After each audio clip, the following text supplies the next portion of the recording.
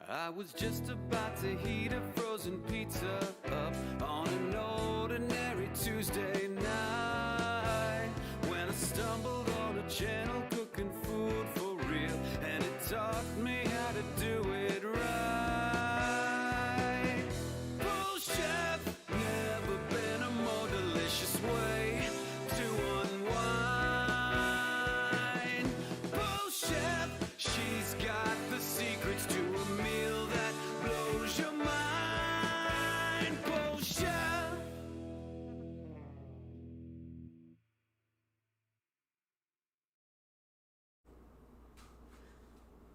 Huzzah! Hello, everybody. Oh, we have a Hello. couple. Jesus, we have a couple viewers already. How many? 5, it looks Five? like. I Hello. really like that they're like sitting in there waiting for us. It makes me feel good. Hello, Sir Adwin. Nice to see you Hello. again. I'm just gonna make a Are quick. we? That's pretty good. That's pretty damn close. Not bad. Not bad. All right. Hey guys, what's up? Welcome Thank back you. to PoleChef. Today, as promised, we are going to be making breakfast for dinner. Breakfast. So we have decided on probably the most complicated breakfast we could think of next to like a full English. It's pretty much just entirely lemons. Right. We're going- It's all Everybody lemon. gets a lemon, and we all see how far we can go. So we're going to be making Eggs Benedict, and we are Yep. topping it off with crab legs and avocados. So for anybody who's ever been to a place like, I had my first crab Benedict at Expectations, and I fell in love with them. So I've always wanted to recreate it at home, but I've never been ballsy enough to try cooking crab legs at home. Apparently it's a lot easier than I thought. So we're going to do that, and we're going to roast some of our potatoes for our side. And it's just These going to potatoes, be... not that. Not that That potato. potato. That potato never gets roasted or cooked in general. Oh, I did want to say before I forget, we are actually going to be moving our emotes around a little bit. So our first tier subscribers, those of you who have subscribed already, you guys will be getting Oliver as your emote because I cannot hold him back from the world, and he deserves to be an emote for everybody.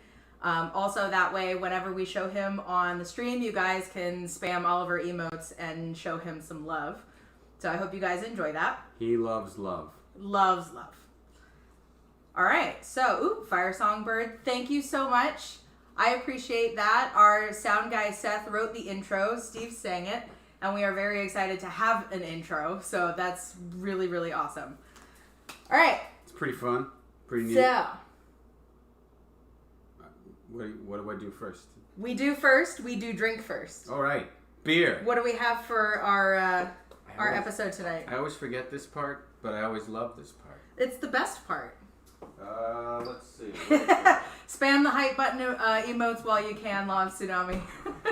I'll probably just switch that around to something else.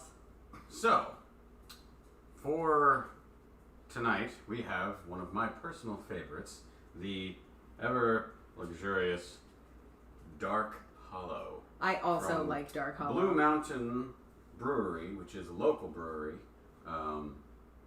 Super good. This is basically the beer, whenever somebody tells me, I don't like beer, this is the beer that I give them, because it is amazing. The beer that'll change your mind. That's right. That's right. That's fantastic. I do notice that we have a pattern of bourbon and stouts of some kind. Well, we like our dark beers. That is very true. Dark Hollow. And it's like Halloween. We're getting a little bit closer to Spoop Town, which also reminds me as well, on this coming Sunday, the 27th, we will be doing a very, very special episode for you guys. So if you tune in the late afternoonish time, when the sun's still up, 3 p.m. 3 p.m. That's when we decided. 3 p.m. Just now. 3 p.m. Eastern Standard Time on Sunday, the 27th. We will be doing a very special Halloween episode for you guys. So please tune in, talk to all your friends.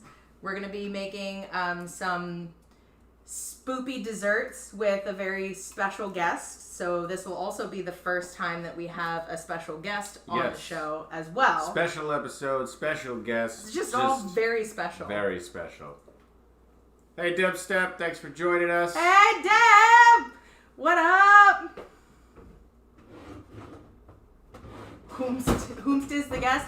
Well, you will just have to log in and watch on Sunday in order to find out. Special surprise.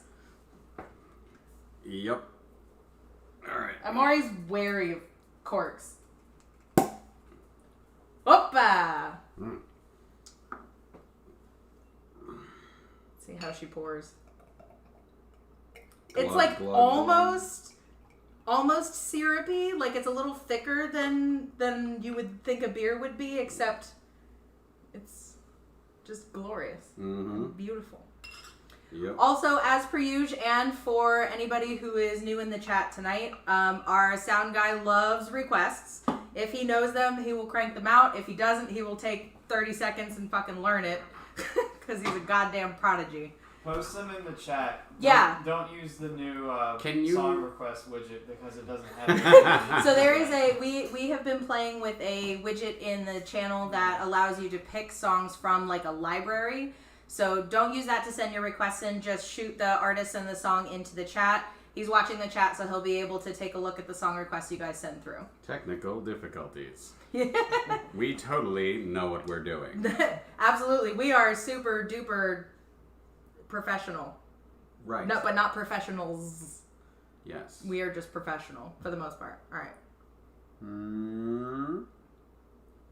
Yeah. Yep. Mm. So, Dark Hollow, so Deb Step, who makes the Dark Hollow again? Blue Mountain Brewery. Blue Mountain Brewery, which is a local brewery, They're like apparently. in Loudon.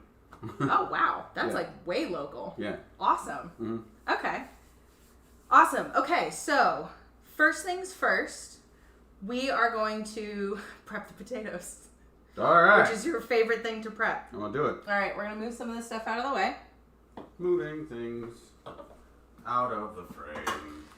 And this will also be an exercise in time management as well, because Nope, we still need those. typically a lot of the things that we need to make for this particular recipe do not take very long except for the sauce. Hey, did we ever actually decide how we were gonna do the eggs? We didn't, but we can do a couple of both. How do you guys think we should do the eggs? So when you make a Benedict, a lot of the time in a restaurant, you'll get a poached egg on top. Mm-hmm. I have poached eggs before and have found the old-fashioned way to be my favorite way to eat them. However, wildly inconsistent results when I try to make them myself, and I just think I either need more practice or I'm fucking something up. So I think we could probably do like a fried egg or something sunny side up or something like that, because we're putting stuff on top of it anyway. Are we putting the stuff on top of it, or are we putting it on top of stuff? So yes, so 'Cause it should avocado, egg, and then crab meat on top. Oh, So it's see, not really gonna. I thought the egg was going to just be like a little hat that like draped over the top and held it all in place. If we were doing a fried egg, We can play with presentation. Yeah. That's half the fun. we're really good at planning. Yeah, we're definitely really don't good do at planning any of this ahead. last This minute. is really great. Okay, so Deb Step says over easy. That's my favorite way to do it. I am a fan of over easy eggs. Really, I just like an egg with a firm white and a runny yolk of some kind. Yep. That's really all that I need. I have a lot of... Over medium. You know what? That's fair. I actually, for the first time, we went to... Where was it? Where did we just went to breakfast somewhere where they asked me... I asked for poached eggs, and they were Toastery. like... The toast... Yeah, okay. So, actually, that's a great point. Famous Toastery The is where we famous went toastery. in Reston. And actually, I'm going to shout them out because Mrs. Reedy, who owns it, is actually the parent of one of our good friends. And we went out there for brunch this past weekend, so like a couple of days ago. And I got, poached eggs of some kind. And they hit me with do you want them over easy, medium, or hard? And it occurred to me that nobody had ever asked me that question, because I didn't think that was a thing that one could do with eggs that were poached. I thought it was just always, I guess, easy is usually what it is, or I thought it was somewhere always between hard. easy and medium, like kind of a runny yolk, but not like raw runny, just like kind of thick and syrupy. maybe? I don't know. I don't know. I've never met the human being that can actually poach an egg the right way. I have not yet either, but... I know they exist because I've had them. They're right. I know they exist because we eat them in restaurants. So right. I like when I want to like ask the chef to come out. It's like, can you just prove you're a real existing human being with this rare talent of actually knowing how to properly poach an egg? It's probably not that difficult, but I think I'm mystified by simple things. Right. Well, and like the poaching of an egg the old-fashioned way. So, for anybody who's unfamiliar with how to poach an egg the old-fashioned way, essentially you take an egg, you put it in like a ramekin or a small bowl of some kind, and you get hot water that is like barely simmering. It's not at a full boil at all. And you take the water and you swirl it a little bit to create like a little bit of a vortex in the center, and you like lay the egg into the center of the pot, and the water kind of swirls the whites around the yolk, and then it cooks. It's like maybe 3 minutes tops, and then you like pull it out, and it's got like that wispy, uneven, unique look. They do make pans or pots that have those little like bowls that you can take out and dump out, and they all are kind of this uniform shape. And I've had those too, and they do okay things to the yolks, but something about the aesthetic of having them look like they came out of a Jell-O mold, maybe it comes back to that thing that I have against Jell-O and you have a foods thing against that aren't. Jell-O? I have a thing against foods that look like they were put in a Jell-O mold that aren't Jell-O. Because in a previous episode, we had talked a lot about how in like the 60s and 70s, Jell-O was like a big fucking thing and not just for desserts, and how I do not like that, and things that look like they come out of a Jell-O mold. What is it specifically that you don't like about it? It doesn't look natural, maybe? Well, of course it doesn't look natural. But like a poached egg looks more natural to me than something that came out of a cup. I don't know. It's more aesthetically pleasing because it's weird. I don't know. Maybe my aesthetic food tastes are a little bougie. I don't know. Maybe. Sounds like you got something against Jell-O. Law of Tsunami needs to tell us that his family's Eggs Benedict curse story. Oh, okay. I'd be down to hear that story. Sometime, go slipping through the cracks. Oh. I'm always astounded at how quickly you can chop potatoes like that. Well, thank you. You're too kind.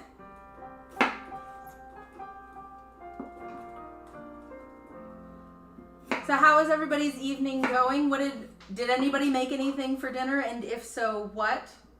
No judgment here. Some judgment. A little, maybe. But that depends on exactly what they made or didn't make. I will judge you harshly, but still love you. Right, there's judgment, but there's no loss of love with that judgment. That's right.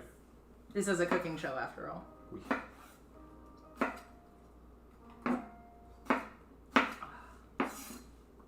And Debstep, we will send the our everybody's Twitch handles if because I know Larry is modding. So Larry, if you can send your Twitch handle in to Debstep, Seth is in the chat as well, and we can put all of the rest of our handles in there for you to find us. Also, spread the love.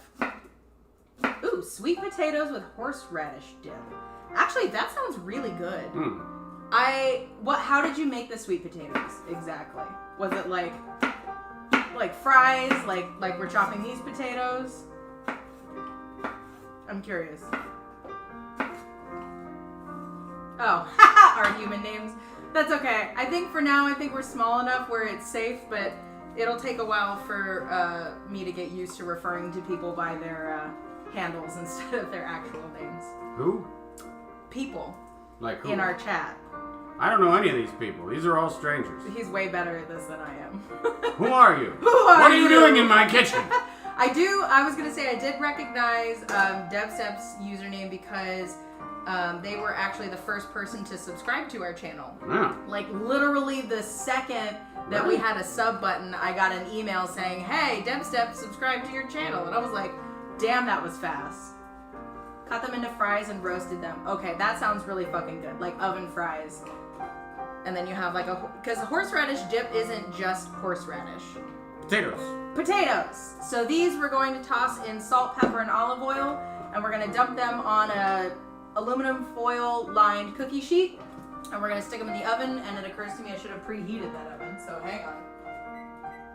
That may take a minute. Super organized. We're really just fucking on it tonight, I think. Which one of these mini oils? The dark green one that is not labeled.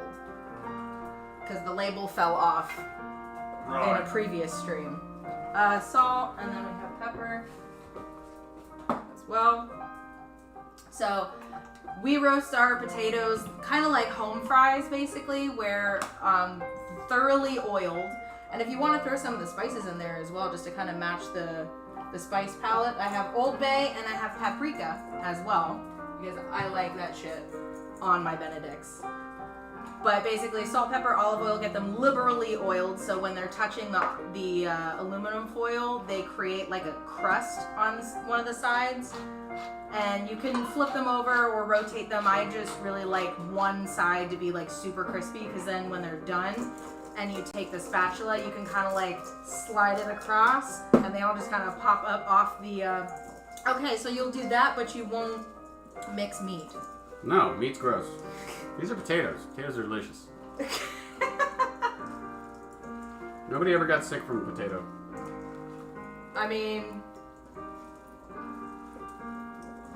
I don't know if that's true or not, so I don't know whether to agree with you, so I'm going to choose to agree with you until I'm proven otherwise. Don't anyone call me out on that. That's fair. Thank you so much, Deb. We were proud of us as well. Horseradish, mustard, and Greek yogurt dip. Okay, yeah, so it's like cut with some things, and it's just got a little bit of that horseradish bite. I dig that. I've been playing around with... That actually sounds really good. Right? And then it's like you've got this like roasted, sweet potato kind of play. I like that a lot. Wegmans pizza tonight. Old elbow injuries acting up, so cooking hurts right now. Okay, that's all right. You know what? I'll allow it on the case of injury, but I'm excited to see the next thing that you decide to cook when you're feeling better. And Wisconsin, yes, we are making Eggs Benedict tonight. We are making the most indulgent fucking Eggs Benedict we could possibly make right now. We're going to have crab meat and avocados on it, and we'll do some fun stuff with the presentation.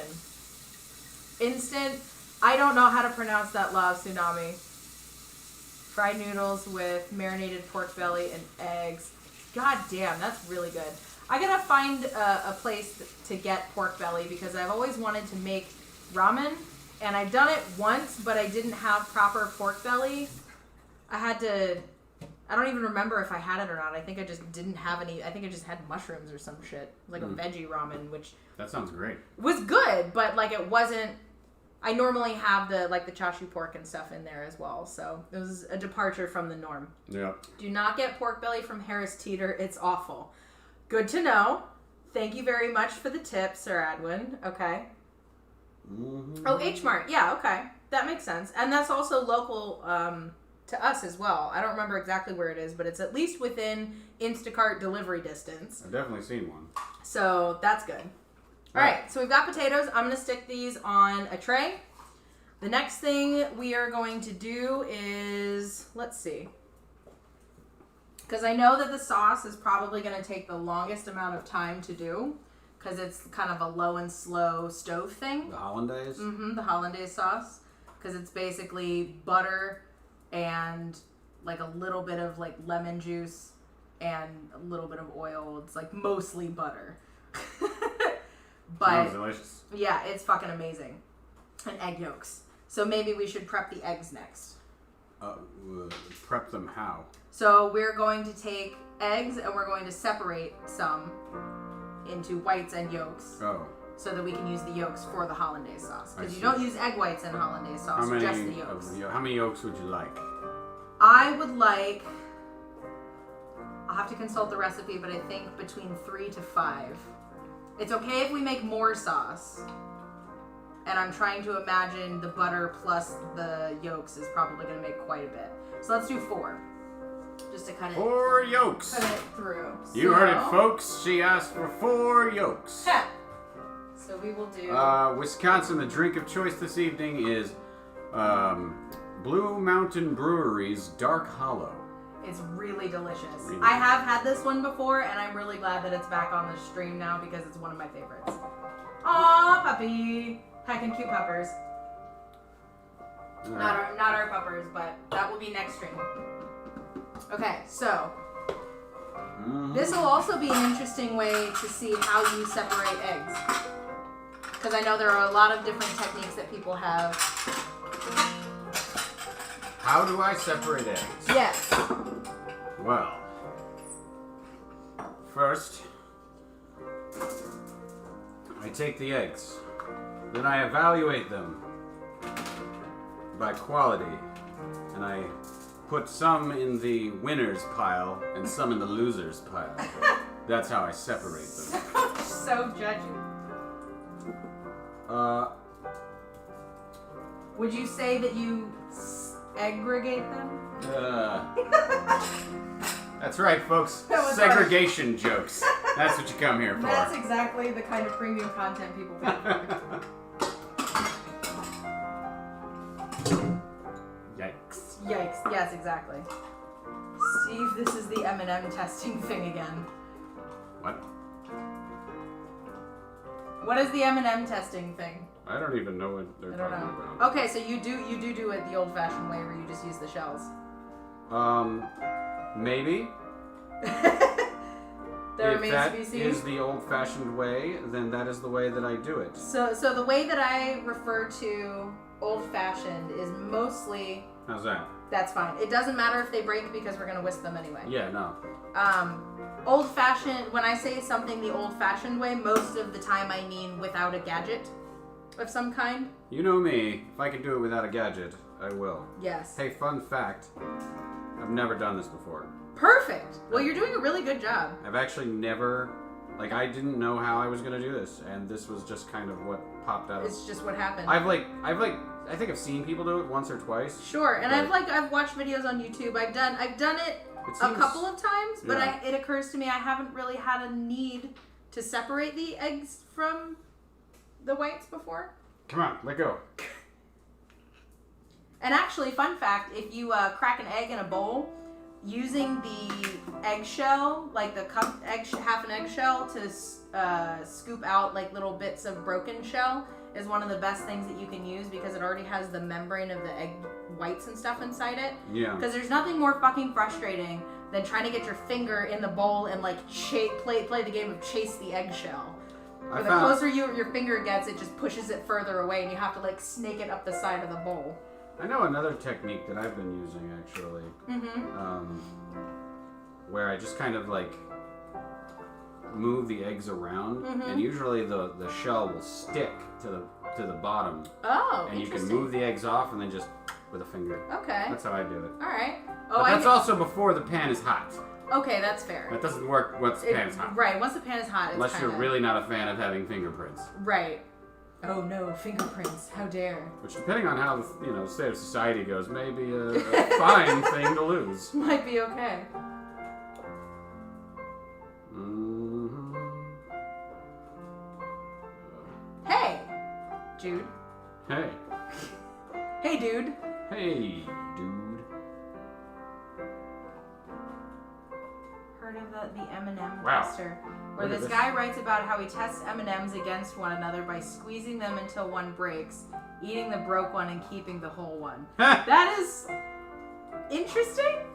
What does he do with the whole one? Does he just keep testing it until one breaks? I believe that's similar to how I tested mice and ended up genetically engineering a race of super mice. Okay. By I mean, accident. that's when I one was way a to do that. Teenager. Well, I just pitted them against one another until that one victor, and then I took the victors of each competition and I bred them to make a new mouse with all the best qualities of both.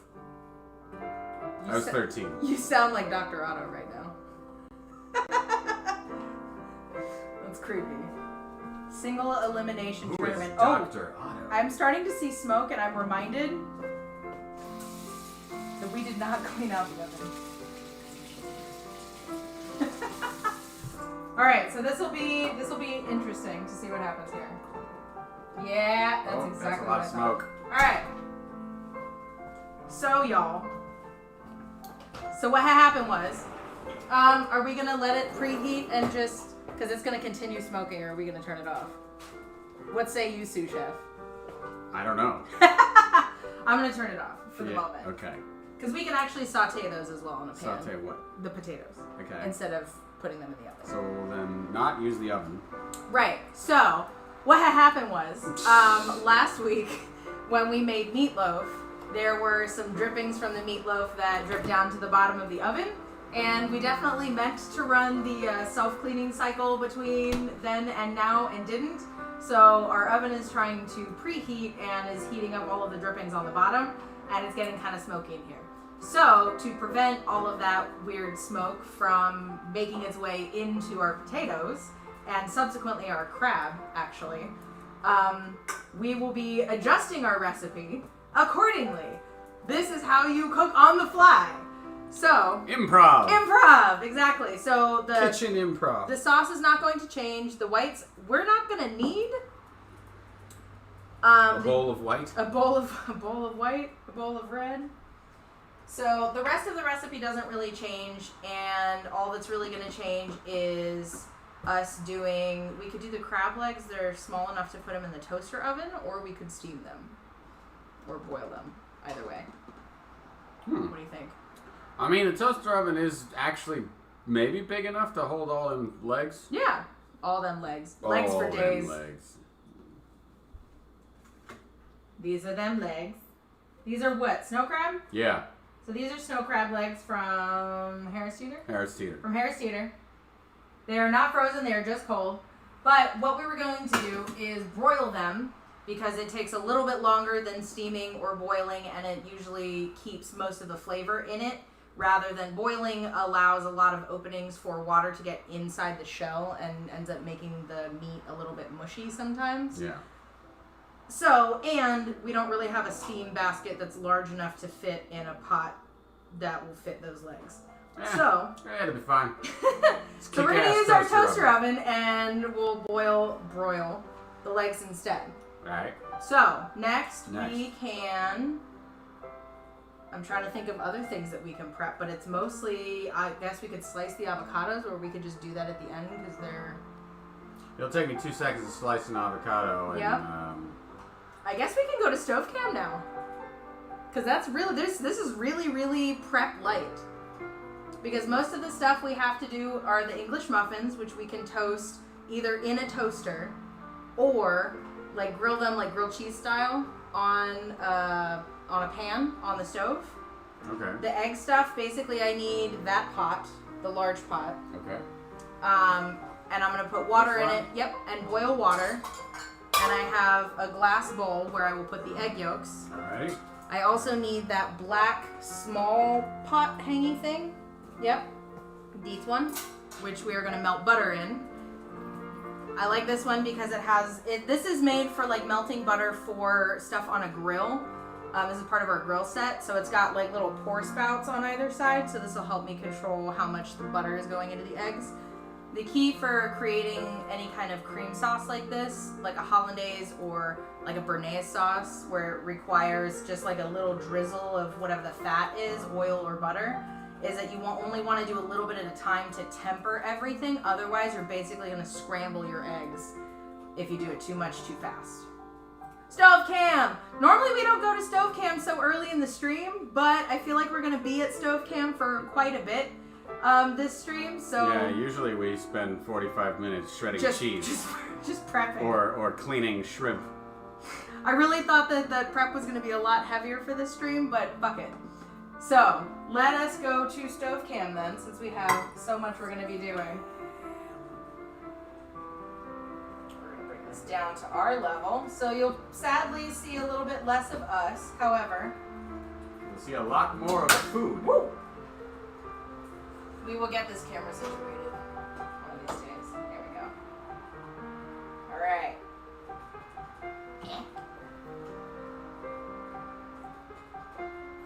You do that.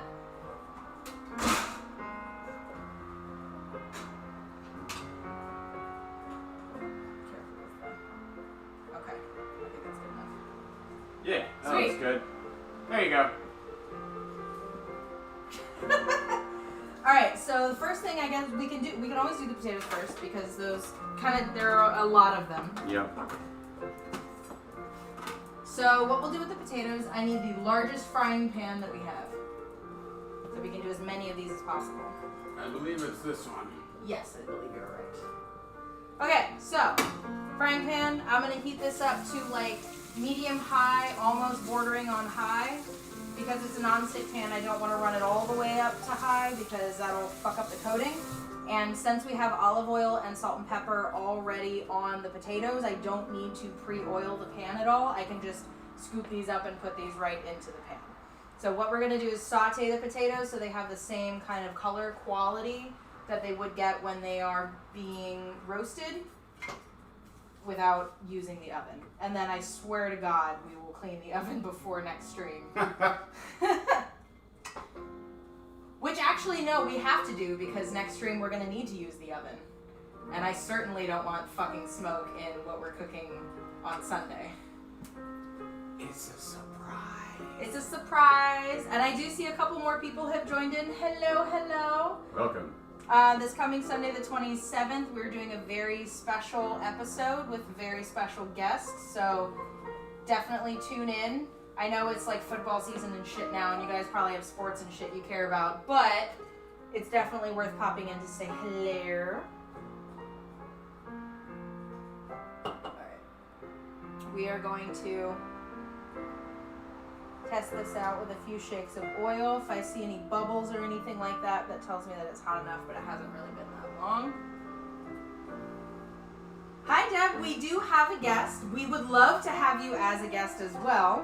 However, we do have somebody planned for Sunday, but now that I know you're interested, we can definitely add you to the list to be a guest of some sort on a future episode. If you want, ooh, we have a Jumpy. Hello, Nixu. Welcome, welcome.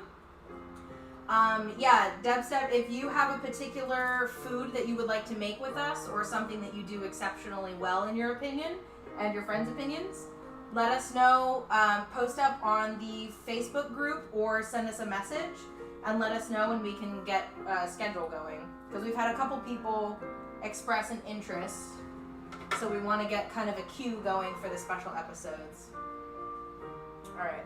So this is starting to feel kind of hot, so I'm going to put a couple of potatoes in here just to see if we get any sizzle. No sizzle. So I'm going to leave this in here until I hear a sizzle. And until then... Ooh, I like this. Is this a particular, was this a request, or is this something you're this is just playing? Me deciding to play Perfect Day by Lou Reed.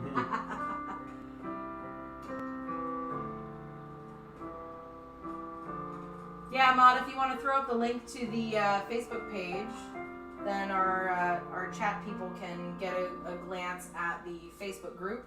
There is also now an actual Facebook page as well, which the group is linked to.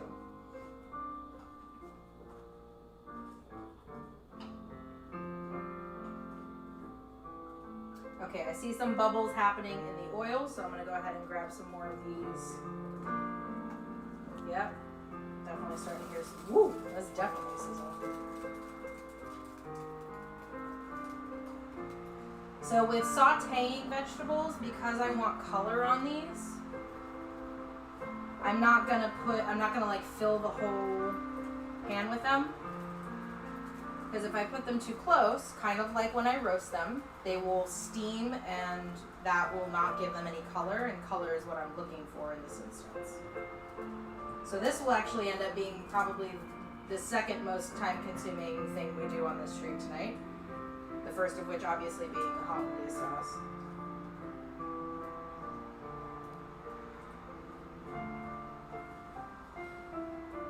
Thank you, LS Gaming, for putting up the Facebook link.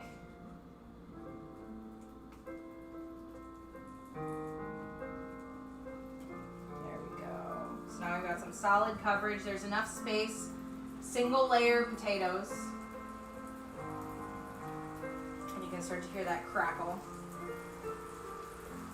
That potato crackle. My favorite crackle. Hi, potato. Speaking of,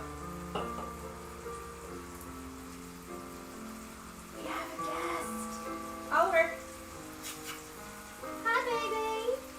Look at that potato face. Soon you guys will get to emote him. Very soon. Hi, baby. I'm not gonna pet you because I wash my hands, but I'm petting you in my heart. Hashtag doggo cam. Yes, thank you.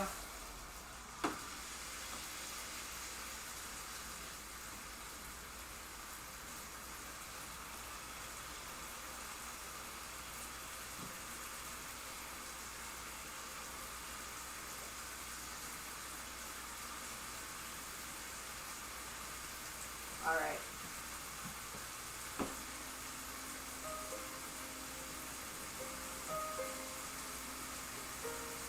Sizzle, sizzle, sizzle. Sizzle, hashtag sizzle.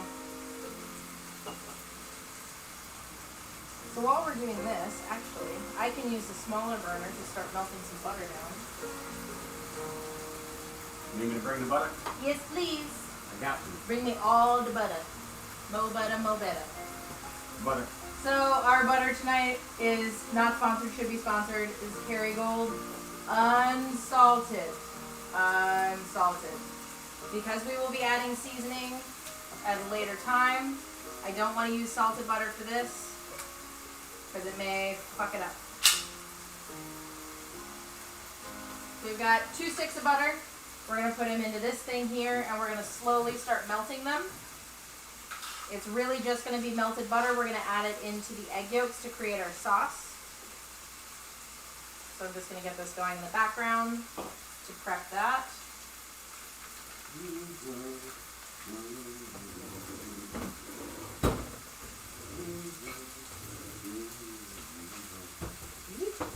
Go. Next we're going to do half a stick because I want these all to fit in the same pot. Aw, thank you, Deb Step. Fancy butter. I do like my butter fancy.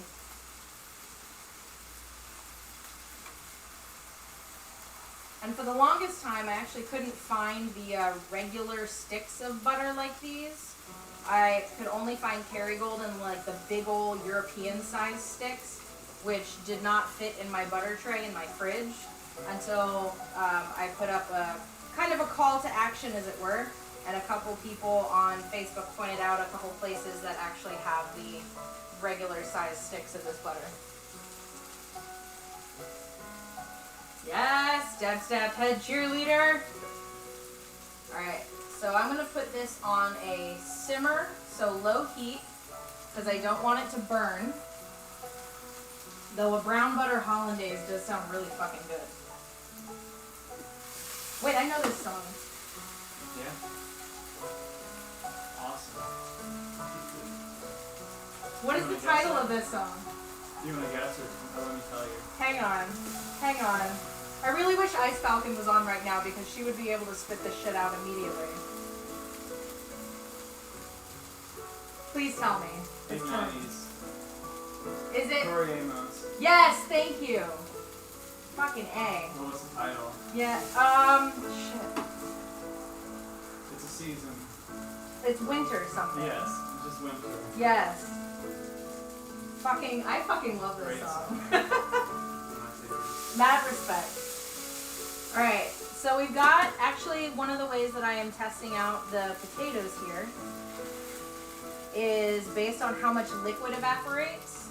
So when I put these potatoes in here, there was a significant amount of this, like, potato water and oil in, like, between all of this section here. So I put that in here to keep it hydrated. So now I'm just going to do a flip. And you'll see several of these pieces now have these like little brown crispy bits on them. I want that on most of the sides of the potato. So we're basically going to sear the shit out of these potatoes.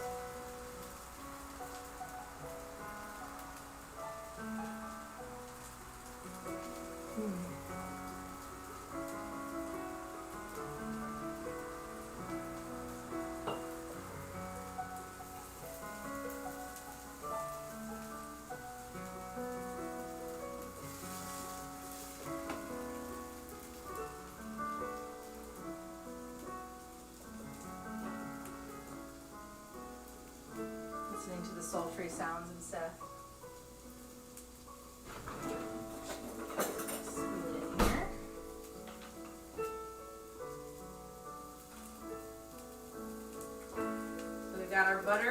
slowly melting. So once it melts, I said that brown butter would be delicious, and as soon as I said it, now I think I kind of want to do that.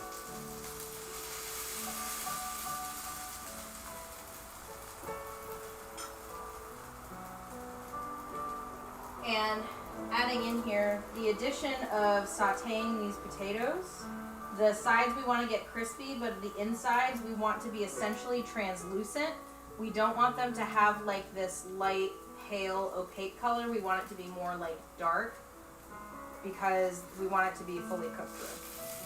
So I'm actually going to start adding a couple more potatoes in here.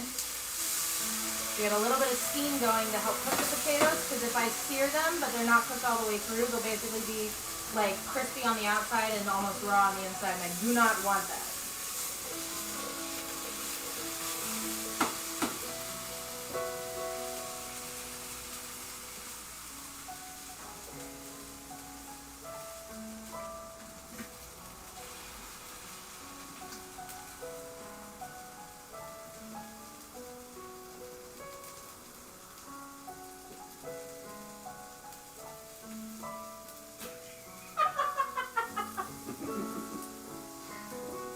It's the crab hand.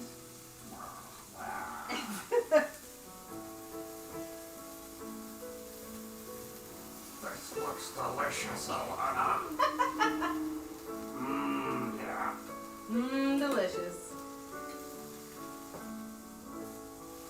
So I'm actually basting the butter in itself to help it melt a little faster.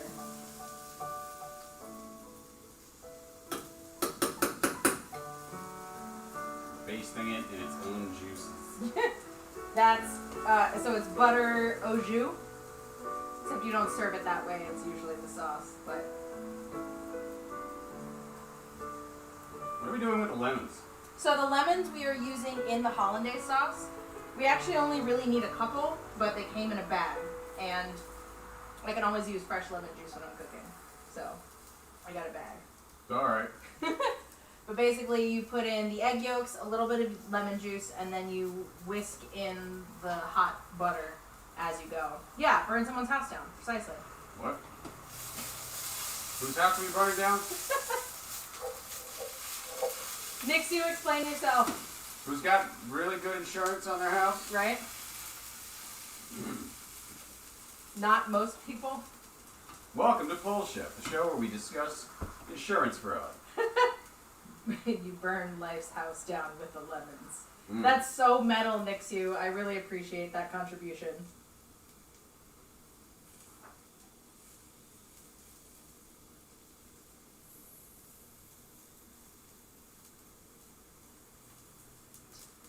Don't make lemonade. Make life take the lemons back. Demand to see life's manager. You know, I feel like these should be on t-shirts. I really want these because I think that we have graduated past the bumper stickers and we are now into, you know what, I'm going to do some. I don't really understand the origin of that saying because lemons are amazing and they make everything else taste incredible. What, when life hands you lemons? Name one thing that can't be improved with a little lemon juice. Snickers bar. you did not need any fucking time for that. Eye drops. Eye drops? Why are Eye drops! Why are you eating eye drops? You said one thing, you didn't say You said one food item. That is very true. You failed to specify. Again, we're okay. Sorry, I'll adjust my my challenge. Name one food. There we go. That can't be improved. And La Tsunami parsley is not food, so it doesn't fucking count. A flesh wound. Yeah, I mean it could be a food depending on whether you're a cannibal or not. Right. Well, yes. Parsley I and bet. lemon is amazing. Thank you, Debstep. Celery, maybe improved by lemon. It depends on how you're using the celery. Celery is kind of a neutral flavor. Again, it's not already. a food. It is. Celery is absolutely a It food. has no nutritional value. It has less than nutritional value. That means it's not a food. It's like eating a paper bag. Actually, eating a paper bag is more nutritious than eating celery. I It's not food. would love to see the study where that happens. You'd be better off going out in the front yard and eating a bag of leaves. That would Thank give you, Deb Step. Celery sucks. Dry aged Wagyu beef. That is not fair. One of these days, if we are so fortunate to be able to make Wagyu on this stream, it will be a crowning achievement. What the hell is Wagyu beef? Wagyu beef is one of the most expensive cuts of beef because it is very specially marbled. It is it's one of the most tender, most flavorful types, and it's made from a very specific type of cow in, I want to say Japan, I think. Oh yeah, I think I've heard of this. Yeah. It sounds terrible. Well, for those of us who like red meat.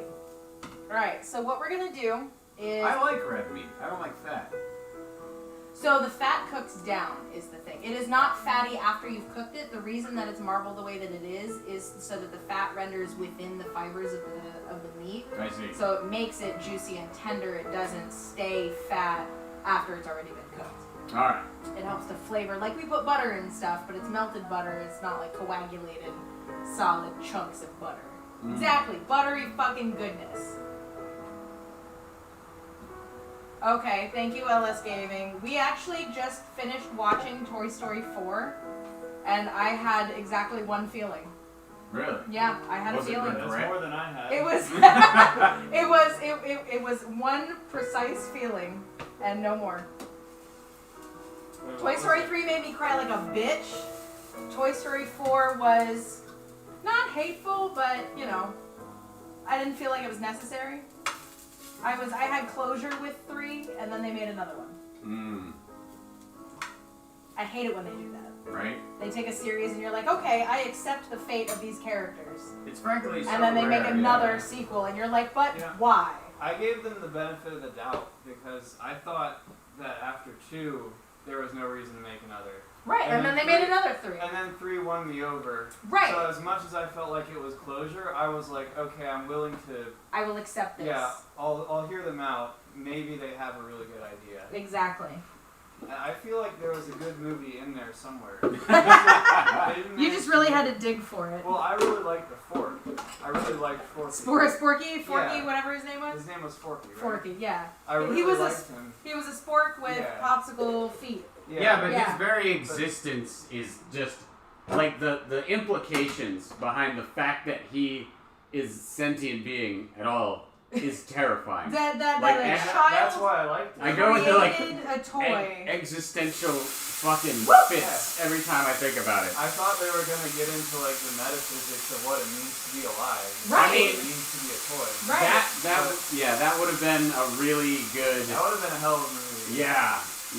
If they had gone there, Yeah. you know what? I got a spork. Let's make this movie.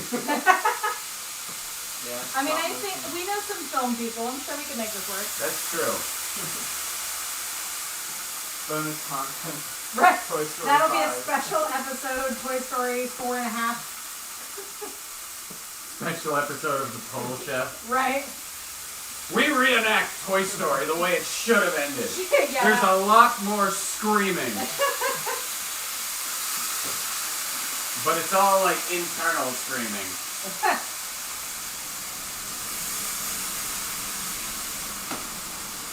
Yeah, that sizzling out pretty good.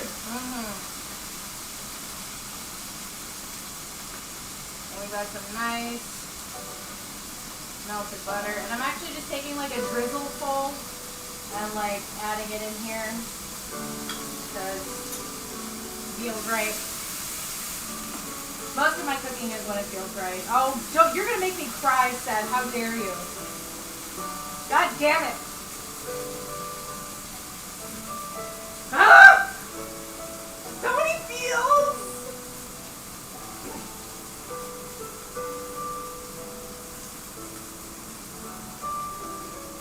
When Somebody Loves Me. This is Jesse's song.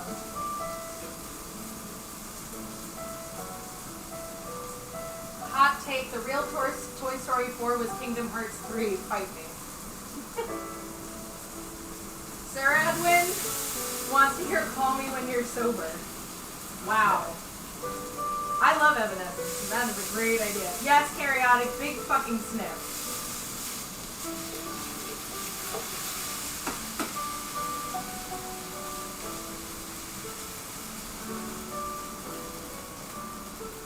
Welcome back, Karyotic. Thank you for joining us.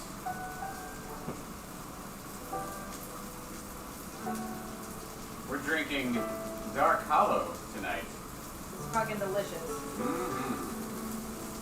Yo. Yo, what up? So, I don't know if you heard, but we forgot to clean out our stove, so we're not going to be roasting potatoes today, as per usual.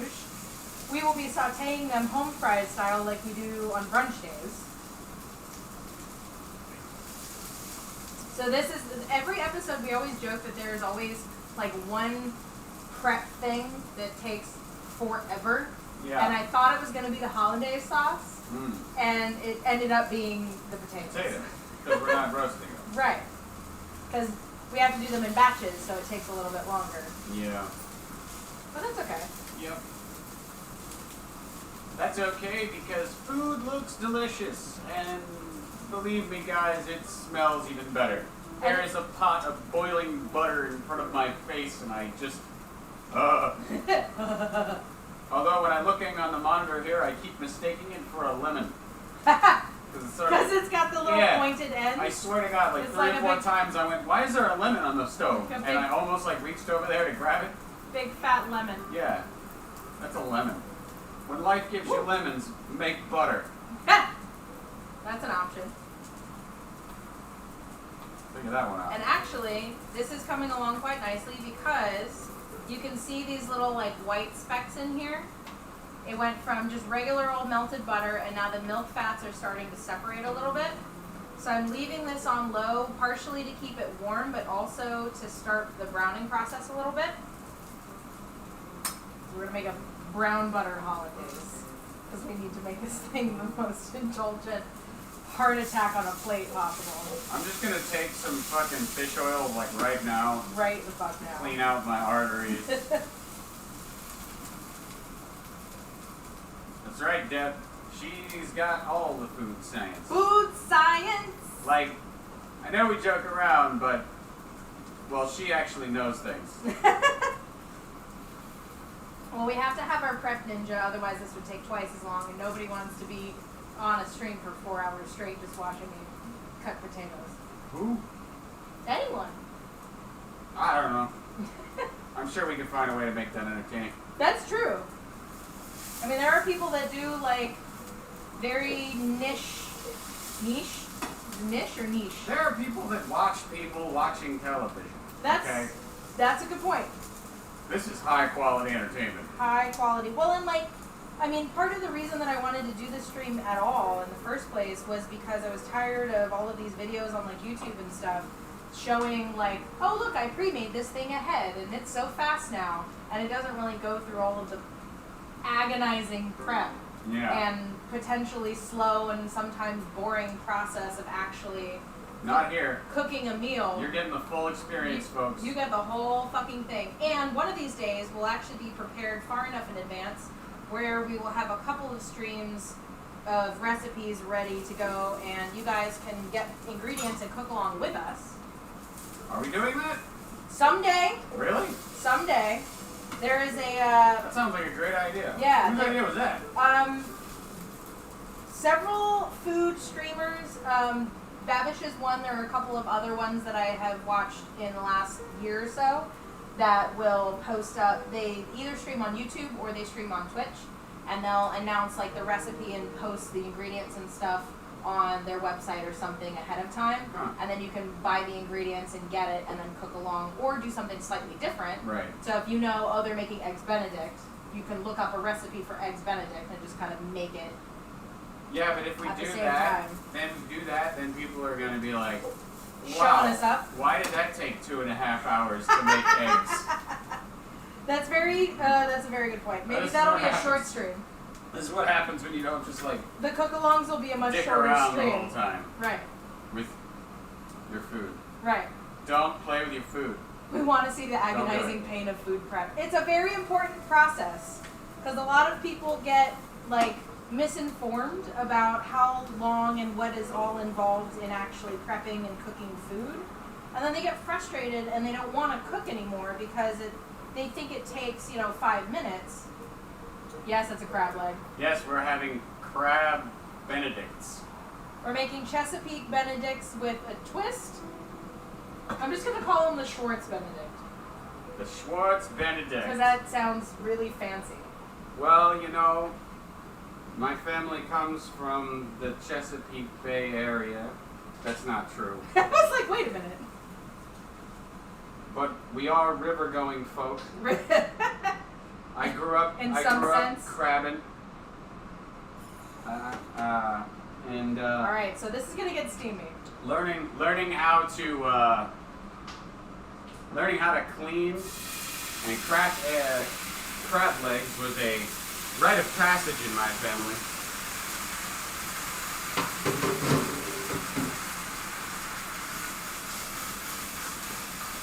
No, not the Hudson. Whoa! That was almost a disaster off camera. Nothing happened. My beer is fine. The lemons saved the day. When life gives you lemons, save the beer. Save the beer. Use them to buffer your beer. Exactly. So I'm just trying to let this liquid cook off. I want to cook the potatoes, but I still want to sear them. So I'm just going to try and separate these as much as possible and crank the heat so that all of this will evaporate quickly.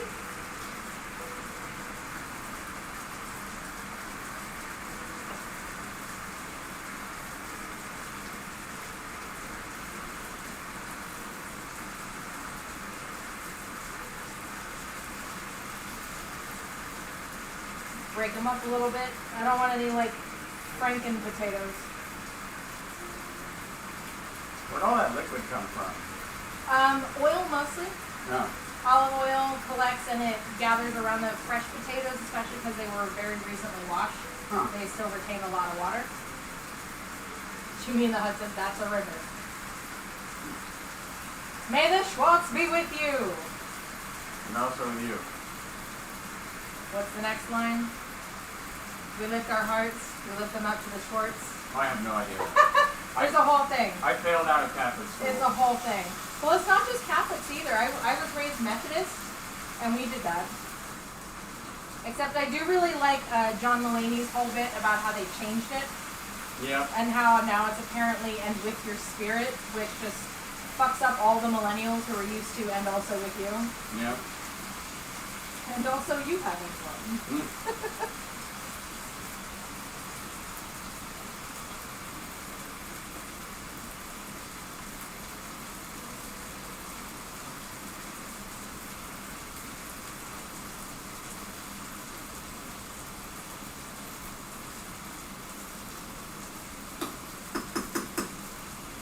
Alright, so I'm going to crank the butter just a little bit. Start tossing these. Now that we've got most of the liquid cooked off, that happened a lot faster than you would think. Because it was mostly water and just oil, which is now coated on the potatoes. This will be the last batch of potatoes. And then we will stick the crab legs. We're going to baste them in, or brush them rather, with some olive oil. Stick them in the toaster oven. It'll be... Is there a burner on the bottom or just the top Of the toaster oven? It's just the bottom. Okay. We can take this out. Okay, yeah, let's do that. Because we can just stick them right on top of the grill. Yeah. Perfect. That's probably fine. Yeah. That's PoleChef. Hashtag. That's probably fun. PoleChef. Talking about things which are off camera. Yeah.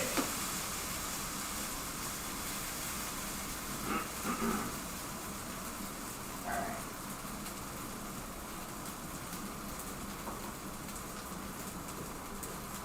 God, these smell fucking great. These potatoes, so these are what the potatoes look like after they're cooked. They smell like French fries. And they're nice and crispy. And they smell amazing.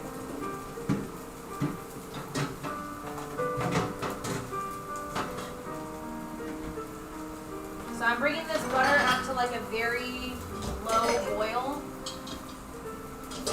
for this small pot.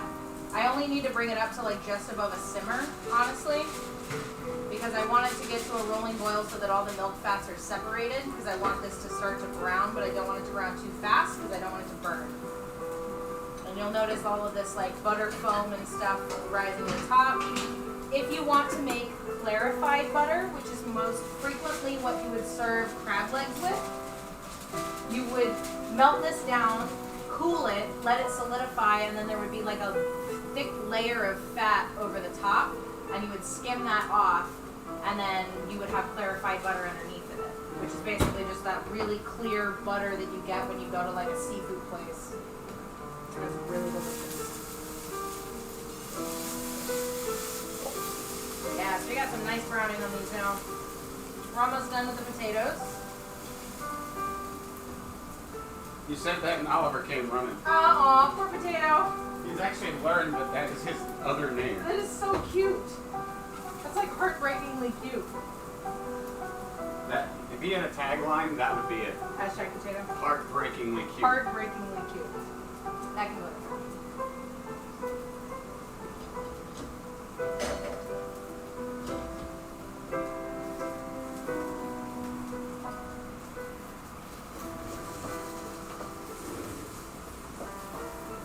I really did. What is this song that you're playing, Seth?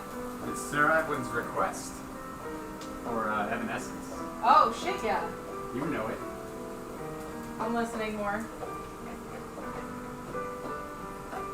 Really. Oh, shit, yeah. It's really good. Yeah, this is a really... Fuck you for being so good, Seth. God damn. You never even heard this song before. You're so good, I hate I you have. sometimes. Okay. Yeah. But I need a refresh. It's a good song. It's a It great- is, so I was really enjoying just listening to it. I Yeah. have a really healthy respect for Amy Lee's vocal talent. She has this distinct ability to be like both like brutal and badass and like soft and beautiful at the same time. And it's really incredible.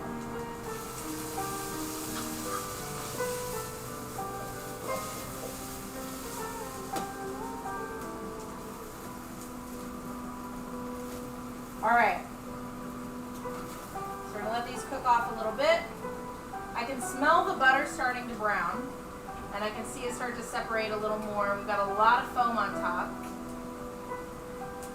which is perfectly fine. You can either skim it. I'm skimming it, and I'm actually putting it in with the potatoes. Because it feels right. And half of how we cook in this kitchen is by what feels right, honestly.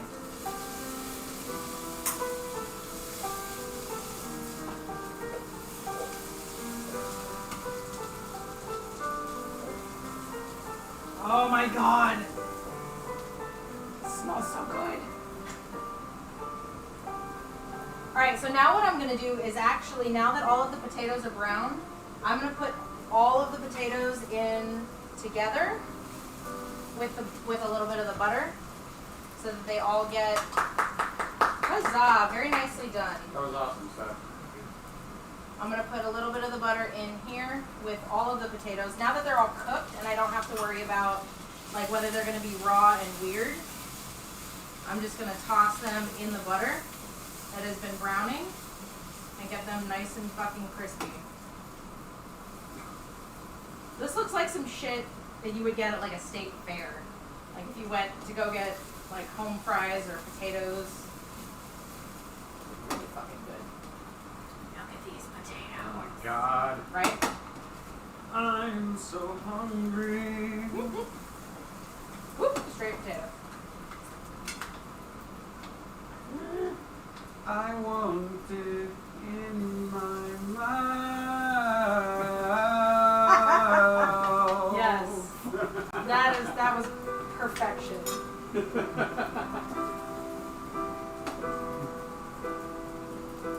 Alright, so we're gonna stick this in a bowl, cool slightly.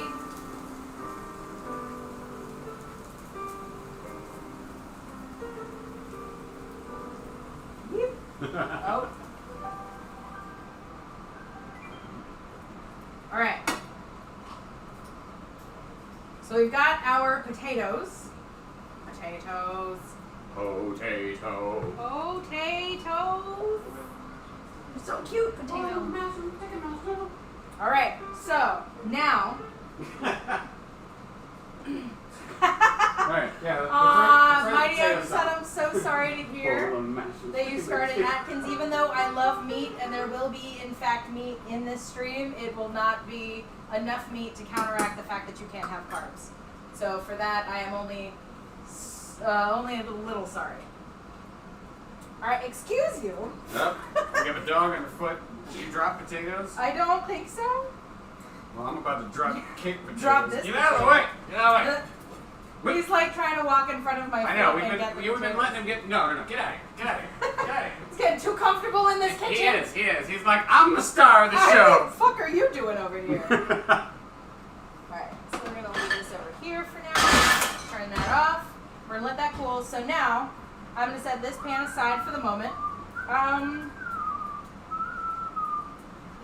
I think I just want to regular toast the English muffins. I don't think I'm gonna make them in the pan, so I'm gonna set this in the sink. It's gonna sizzle because I hit cold water. I'm now gonna need this. So now we're gonna fill this pot with water, and we're gonna put this bowl on top, double boiler style, and we're gonna put the egg yolks in here, and we're gonna slowly add the clarified butter, or the butter, as we go. That pan is really goddamn hot. Yes, it is. Be very Can I careful. put water on it? You can. I almost burned myself. Oh yeah, please be careful.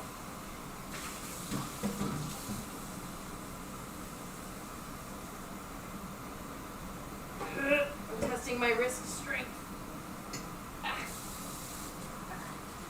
Wrist, Right. don't fail me now. Right?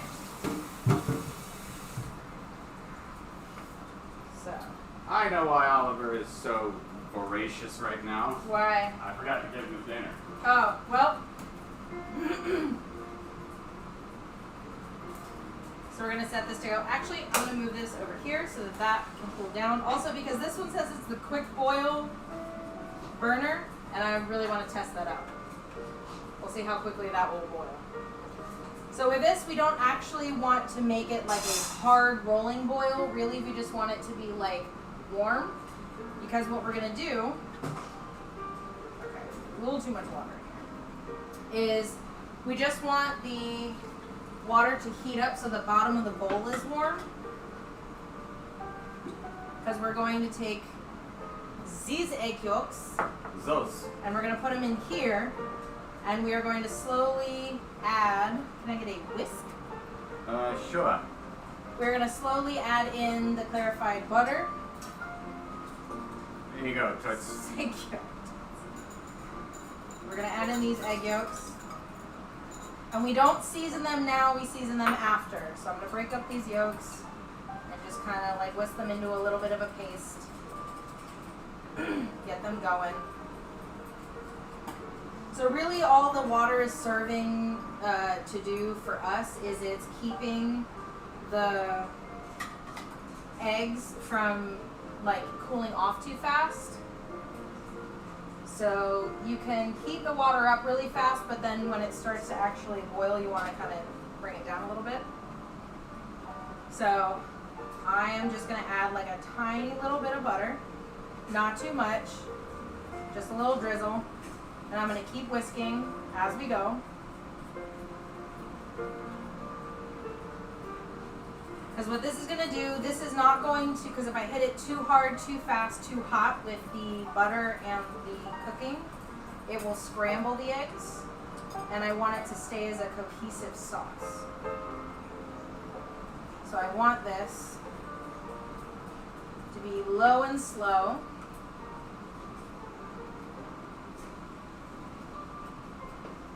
Basically, yes, butter custard. Precisely so, Vincent. We don't want to add too much too fast. You want to temper the eggs. Fancy term. And you want to keep it constantly moving, because if you get it too hot against the bowl, it will actually stick to the edge of the bowl and it'll like cook against the edge. And you don't want that either. So I'm literally just like dribbling butter in here and whisking it like there's no fucking tomorrow. I have also seen recipes where you can do this either in a microwave in short bursts, or for those who don't have like complicated kitchen equipment, or you can also use a blender or like one of those like immersion blender hand mixer things as well. You just kind of use the tools that you have to your advantage.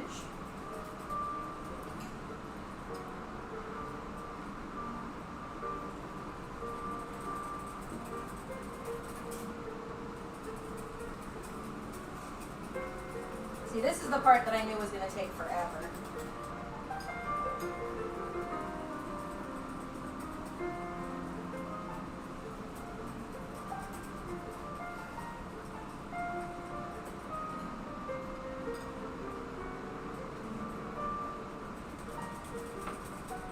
Because you'll see when the butter hits the sauce, it starts to create these like little divots and cracks in it, and you want to whisk it together as it cools down to keep it creamy.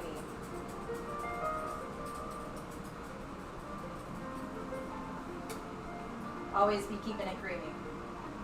And sometimes what you can do as well, if you have, custards are really good for this as well, but honestly anything, is sometimes you can mix a little bit of what, like I could put some of this sauce into the whole butter thing itself. Sometimes they'll have you mix like with custards, they'll have you add like milk and eggs and stuff together, and they'll have you add some of what you were trying to temper into the mix so that it becomes kind of half of one, half of the other.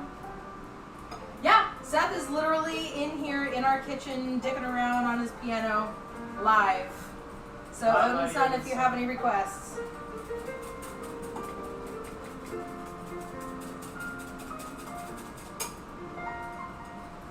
Man, my right wrist is getting a hell of a workout today. You need me to step in? I have practice. I got it for the moment, but I may need you in a minute to hold down the fort with this. We do need to get the crab legs in. Oh, okay. So all we're really going to do with the crab legs, guys, since this isn't exactly... Yeah, there we go. So we are going to take this...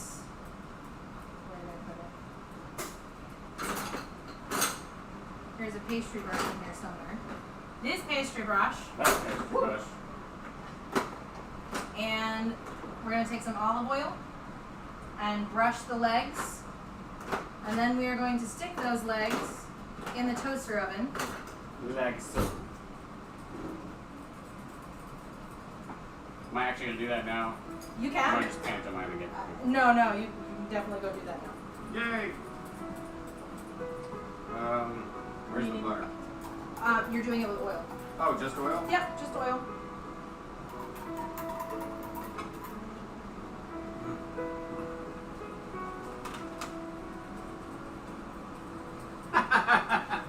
What? I just realized what Seth was playing. I can't hear what's playing. Oh, Give it a second. Give it a second.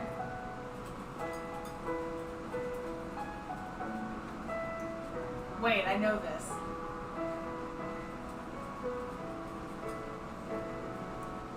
Fuck, I know this. What is this?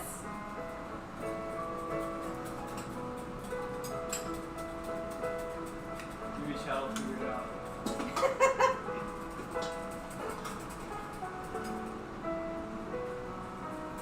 Alright, so we've got all of the butter that we melted in here. This is kind of the consistency that we have. It's like thick, ribbony. It's almost pudding consistency in the bowl. And it's actually a little thick for my taste, so I'm going to add a little bit of oil. If you can hand me the olive oil before you get into that.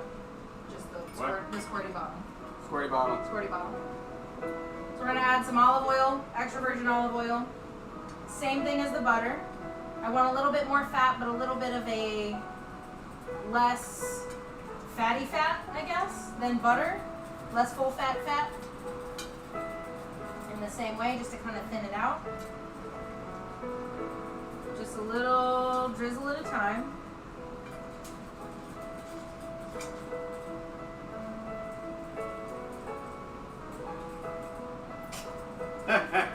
Nicely done, Wiki.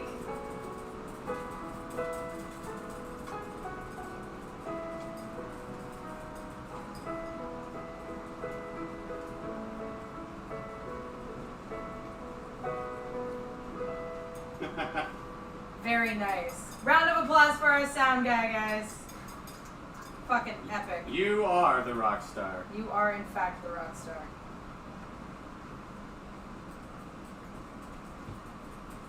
That moment when your life comes to a point where you're basting crab legs, listening to a soulful rendition Of Smash Mouth. of Smash Mouth. That's how you know you made it. It's a rite of passage. It is a rite of passage. Not gonna lie, guys, it's a weird moment, but I'm really glad you're all here to share it with me. Yes. So, now what I'm going to do... I always wanted my first time basting legs to be to Smash Mouth. Did you? I did. Is that so? A long dream of mine since I was a young lad in the 90s. When he was a young warthog. When I was a young warthog! Exactly so. Alright, so I just added like a splash, like literally a tablespoon of water to this sauce to make it a little bit more saucy and a little less... Yes! Thank you. It's all Nice. What happened? He played the song. What's When up? he was Oh. young.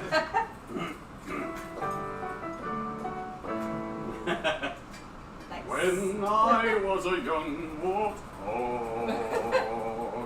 Alright, so I think I've stirred this quite enough. Alright, are these basted good enough? Those are basted well enough. Yeah, Yeah. basted them legs. So now we're going to stick those in there to broil. Where is there? The For toaster the people oven. who can't see For what you're those pointing who at. cannot see what we're pointing at, we have a toaster oven on our counter that we are going to stick these in order to cook them. Yeah. Because our oven is a smoky mess. Smoky mess. I'm going to stick the rest of the oil in here too. For shits and giggles. Whole ship tip of the evening. Clean your oven. Yes, absolutely. Clean your oven as frequently as possible to avoid adding unwanted smoke flavor and not the tasty smoke flavor. Those totally fit. Fuck yeah! So, actually, in a little bit, I'm going to show off the fancy new phone that I got. But I'm actually going to take a picture with my new phone right now so I can show you guys exactly how perfectly these fit in our toaster oven. Yeah, I don't think there's any way I can get the camera over there. Nah, it's all good. It's like they were made for our toaster oven. Get ready to be watching a video of a picture. Alright, so I am going to go ahead and season this. And then I'm going to set it. Woo! Yeah. Pepper, salt. And I'm going to do a little bit of paprika and spice and the sauce as well.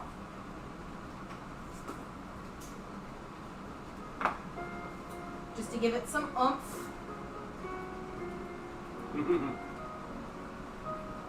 Alright guys, here we go. A video. No, stop texting me, Mom. I don't want that showing up on the stream. A video. Is that going to come through? It's upside down. Oh, is it? Oh. Yeah. There we go. That is how perfectly the crab legs fit in our Okay. toaster oven.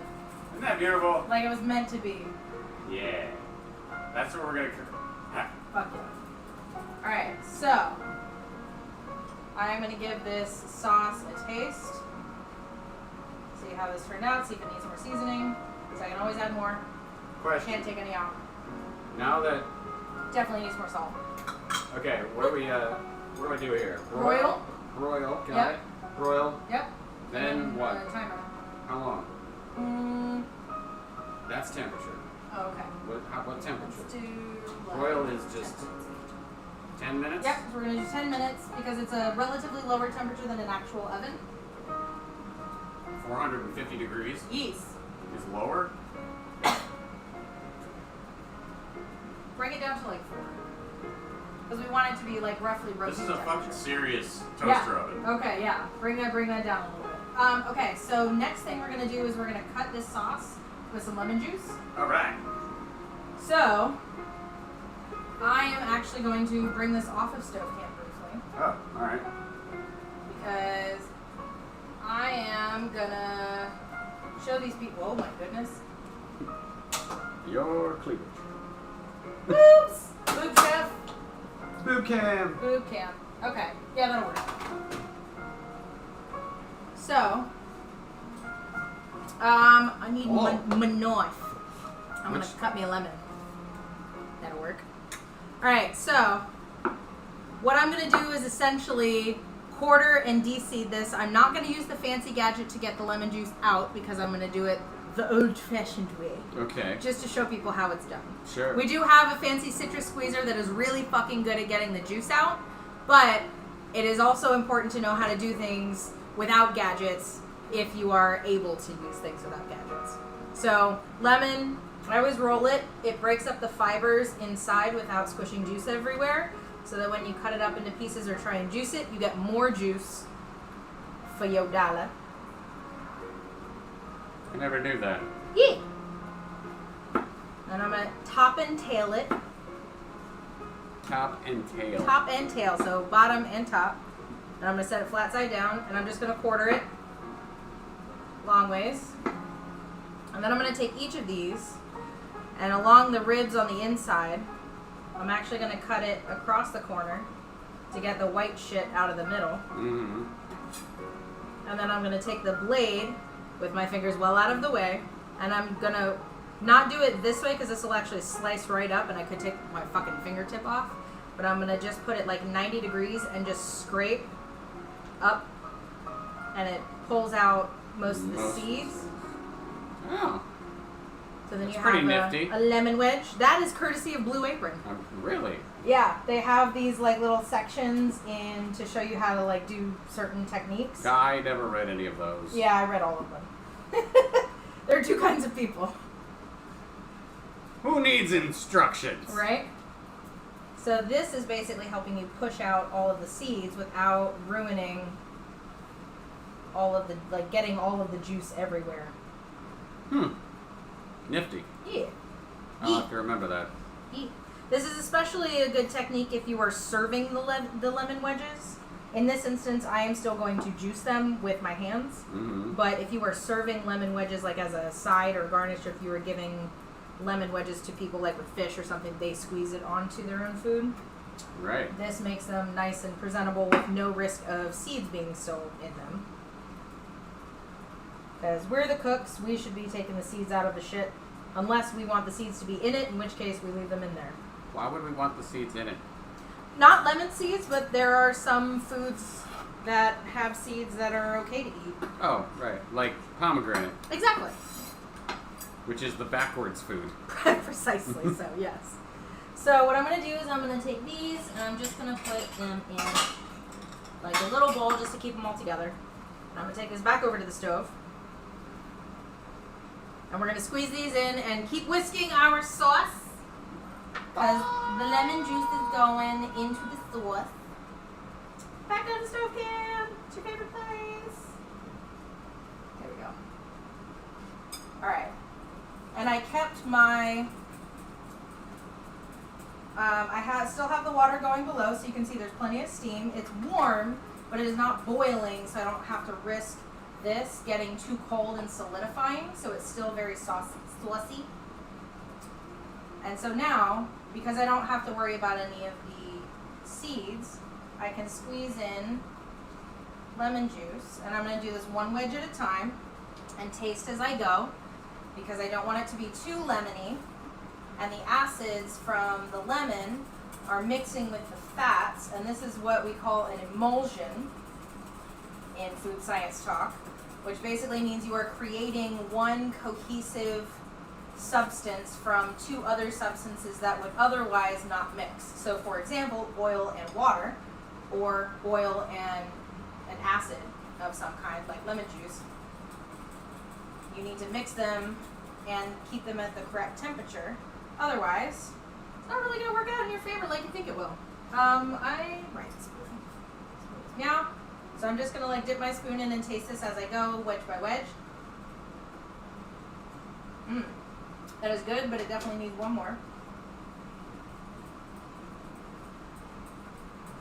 And this is also something that I learned as I began to cook more frequently, is that you should not ever be afraid to taste things as you go.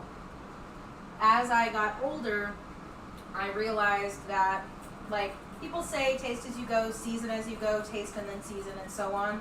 But there are a pretty significant number of people who like to cook but are afraid to taste it beforehand because it might taste bad.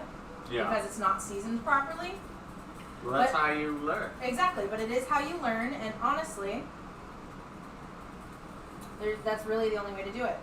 So I can see here that there is a little bit of separation that's trying to happen, but I'm not going to let it. So I'm just adding a little bit of water, a little bit of stream, and whipping that bitch back into shape. So you can see as I'm whipping this now the edges are becoming a little bit more of a cohesive unit, and it's not as syrupy and soupy as it was before. Hiro Tachibana, welcome back. Hello, hello. So what I'm going to do is I'm actually going to cover this. I'm going to leave it on top of the water, which will be at still a very low temperature. And I'm actually going to put a top on top of this bowl to keep the heat in, because if I move it to, real good. If I move it to a pan that's too cold, I'll shock the sauce and it'll seize up on me and it'll solidify. So I am just going to take the closest thing that I can find that's larger than this bowl and put it on top while we finish the rest of our food. So typically the hollandaise sauce is something that you want to do relatively last, because as soon as it's done you'll have maybe an hour or so if it's sitting out before it really starts to coagulate, and you don't really want to put coagulated shit. Are we going back up? Eggs! Yeah, we're going back up. Alright. Hi Hiro, we are making Eggs Benedict today. Where's my beer? I haven't had a drink in like a while. Well, it's over there. Because we've been cooking. That's why there's still so much beer in it. That's fair. And you're still so very coherent. I know, right? This is weird. It's holiday sauce. Hollandaise. Holidays. So, Hiro, we're making Eggs Benedict with crab meat and avocado. And we just finished up our hollandaise sauce, which tastes really fucking good. We are going to plate up actually pretty soon. As soon as the crab legs are done, we're going to need to crack those open and get the meat out. Can I let them cool down a little bit before I put my hands directly on? It is recommended, yes. The very hot. Yes. Yes. Yes. So we're going to let those cool. We can stick them in the fridge to cool down faster. Sure. Just so that they're not like burning to the touch when you take them right out. Yeah. That's a good question, Debstep. What is green mead? What? That is a great question. I don't know, but apparently green like super green, or green like oh right. Yeah, Odinson is starting to learn how to make mead. Oh. And his first endeavor, so I've heard, is making a kiwi mead. All right. Which I've never heard anybody do. Like, mead being a honeyed wine, typically you would think would be made from honey. Yeah. So I'm curious, Odinson, how a fruit wine essentially gets categorized as mead specifically. Because, like, I know I've seen, mead with, like, ginger, or mead with, I've seen mango a little bit, stuff that plays well with other honey. But I'm curious to see how fruits play into that as well. Or if a kiwi mead is really just a kiwi wine.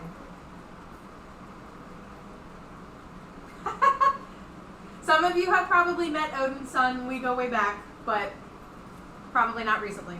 No, we don't. We're not friends with any of these people. We These know are all nobody. total Everyone's strangers. a total stranger. Can you grab a paper towel from me? Maybe. Maybe. I don't know. It might fall to pieces. Fall into pieces.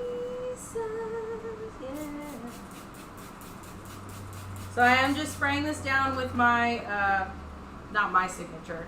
It's just a 1-to-1 white vinegar and water solution. Since we didn't really make anything super crazy contaminating happen on our board today, no meat mixtures with veggies or anything like that. I'm just wiping it down so I can get all the food gunk off of it, honestly. It's a quick, easy way to clean off your board without having to take the whole thing to the stove.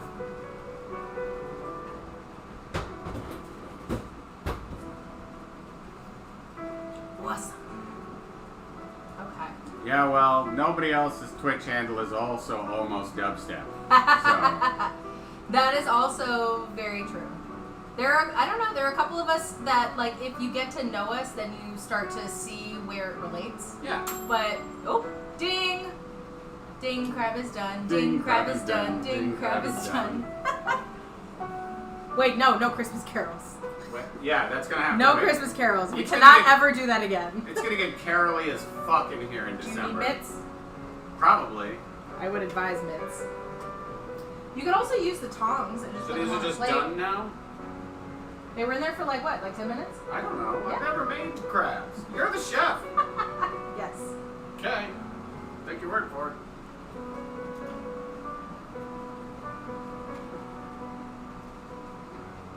Do they feel hot?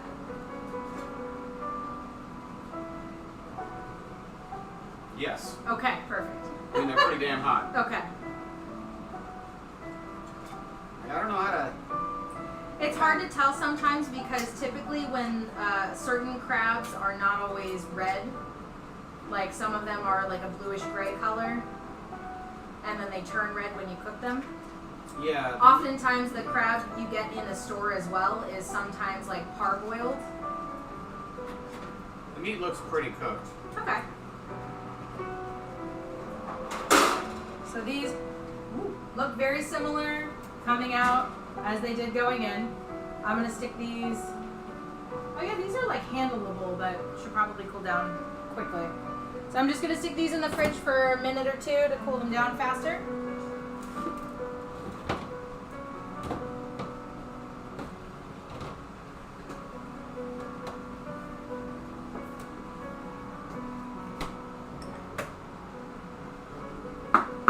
And so the next step here is going to be doing our English muffins. English muffin. We could make them on a pan, like grilled cheese style, with butter, which Okay. we still have more of, surprisingly. Or we could make them in a toaster, like OG style. Do you have a preference as to exactly how buttery you want your biscuits? I'm thinking we do it in the toaster. Toaster? Gotta keep something clean. Yeah. There's a lot Because we've got of butter. fats in the avocado, we've got fats in the everything else. All the spittoons. Alright, so what we're going to do basically is we're going to take the English muffins, we're going to cut them in half with a bread knife, and then we're going to stick them in the toaster. We're going to do one muffin, but 2 halves for each person, so our plating is proper. So we're going to do, so we've got 4 people. So we're going to do faux muffins.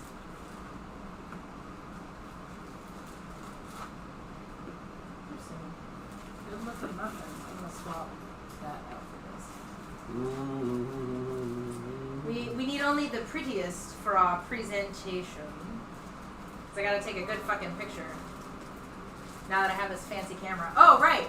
So, now that while we're waiting for him to do that, I can show you guys. So, for those of you who know me, know that I have had a Pixel camera, Google Pixel phone for a while, and the 4 just came out, and I pre-ordered it, and it was supposed to show up on Thursday, and instead it showed up today. So, special first PoleChef pictures of the food going to be taken on this fancy new fuck. And I'm really fucking excited to take our presentation shots on this thing. And I will send lots and lots of pictures to the Facebook group, because that is one of my favorite things to do on this show is presentation. Because it looks so good. And I want it to look as good as I know it's going to taste. Alright, so we're going to stick these in the toaster. This stream not sponsored by Google Pixel. Not even a little bit. Unless they really wanted to, in which case, yes, please give us your money. Who am I to deny them?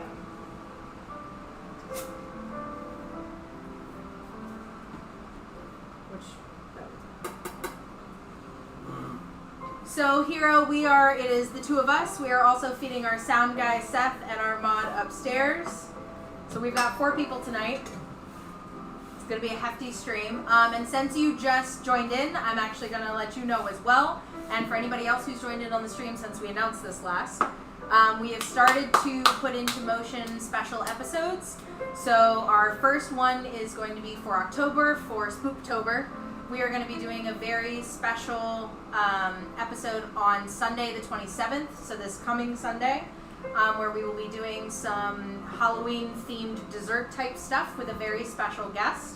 And we will put more hype behind that the closer we get to the date, but we really want to keep it a surprise because you guys are really going to love it. It's going to be super awesome. So you guys should tune in at 3 p.m. We aren't telling them who the guest is going to be? Not yet. Why? Not today. Why? I'm going to wait until closer. Why?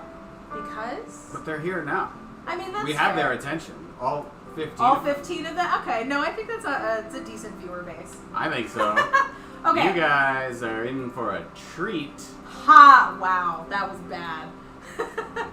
Okay, so for those of you who saw recently, I posted up an interview on ABC7 that one of my friends and former Pole sisters from back in the day, Bria, has been really kind of climbing the ranks in pastry chefdom in the Northern Virginia area. She's been making cakes and cupcakes and stuff for quite a while now, a couple years, and she and I are going to be doing a collaboration episode on Sunday. We'll be making cupcakes, and she's going to be teaching us kind of her ways, and she's been trying to branch out from big old cakes to more cupcake type things. So we're going to be making Halloween cupcakes with Bria, and that I'm really excited about because Bria also made Larry and my wedding cake, which was phenomenal, and I really am excited to make that cake again. It looked delicious. I didn't get any of it. I got one piece, but then I got distracted by the event itself. Such and is the I way don't of think we actually weddings. saved any. Even though I've never been the kind of person that ever thought that I would save any of my wedding cake. Like, it never seemed... Why? Right. You're never gonna like, eat it. the people throw it in the freezer and then like, oh, we'll have it in a year. And I'm like, oh, then I'll have like a year-old cake. That doesn't sound appetizing, even if it's frozen. I think it's just because it's so damn expensive, you sort of don't want to waste it, but, you know. That's fair. So yes, this Sunday at 3 p.m. we will be carving pumpkins, making cupcakes. We're going to roast some more pumpkin seeds. Shit, yes. We have no plan for how long this episode is going to go. We're pretty much just starting at 3, and we're just going to go till it's done. go. Yeah. So definitely come by, drop in, Yeah, come say check it hi. out. We'll. Alright, so we've got our bread. I'm taking suggestions for pumpkin carvings, by the way. Yeah. If you guys want to suggest I try to carve something, I would love to try out my hand at that. Hashtag I think this is a good pumpkin idea. carving challenge. Yeah. I'm gonna try and do the PoleChef logo, Like okay. amended sort of for pumpkins because there's a lot of like intersecting lines and stuff. But Right. but I feel like I could maybe try that. PG friendly suggestions. I'm sorry, what? Wait, what? Since No, when? this is a mature stream. Fuck that shit. Yeah. Send us suggestions. You want me to carve some tits into a pumpkin? I will carve some tits into a pumpkin. So we'll put up a post on the Facebook page and the Facebook group. If you guys want to respond on that post in a thread with suggestions for pumpkin carving ideas, we will definitely take it into consideration. Yeah. So the next step, I think, for our food are the eggs. It's the last bit. The what? The eggs. The eggs. Mm-hmm. That go on our Eggs Benedict. No, well, no. We want to do the eggs absolute last. Absolutely last. And we still need to cut the avocado. Let's do. Let me check on these real So quick. what we need to do These are manageable now. is we need to Get the meat out. get the meat out of the crabs, get that set aside. Because even if the crab meat gets a little cold, it's That's okay. kind of okay. Yeah. The one thing you don't want cold is Eggs. eggs. Never. Yeah. So. All right. Yeah, I probably won't burn myself on these. All right. So Let's get you a bowl. as I mentioned, I grew up in the Northeast, and picking crabs was a rite of passage for my family, and so I have learned a fabulous technique that my mother taught me, and then I improved upon to get the whole meat The whole meat, the whole out of the leg whole every leg. time. Legs for days. And I'm going to share this secret technique with you guys tonight, You guys are in for a treat. right? Do Here you we require any utensils? go. No utensils at all. Totally bare hands. No leg cracker, no Nothing. mallet, no No. fancy picker, nothing. You only need a cracker at one point, Okay. and that's when you're doing the claw, and that's not even every time. Right. The claw have a cracker? is. I don't know. You can use a mallet, That's true. but like. We'll figure it out. I'm not gonna. I do use my teeth when I. Please use your when I pick them for myself. Ah. When I pick them for myself, sometimes I do use my teeth, but because this is going in everyone's food, I will refrain from doing that thing. We appreciate you, Steve. I don't know if you guys can see really. So I'm gonna move the cart. Let's move this a little closer. I think we're gonna lose the cart, but maybe we'll get more. Oh, here we go. Okay. Cart cam. Cart cam. All right. Huzzah. You guys can kind of see what's going on here. Cool. Maybe a little closer still. Yeah, and then bring that down just a little bit more if you can. Puppy. Yes, Oliver cam. Right there we go. That's all right. Cool. So you guys can see I've got this crab here. The first thing we're gonna do is just break it off, right? It should just pop, right? Now normally I would just take that. You got like a little handle here, basically, Yeah. right?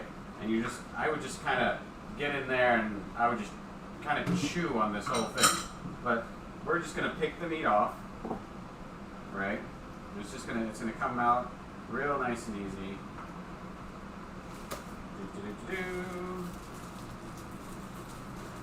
Now, one thing people don't know, right, is you actually want to work your way up the crab leg this direction. So you don't like want the to go opposite this way. direction. You don't want to go this way. You want to go this way. So against the grain? Against the Whatever the... leg. Yeah, against. If you're shaving from, your legs from toe to against thigh? the grain, yes. Okay. Yes.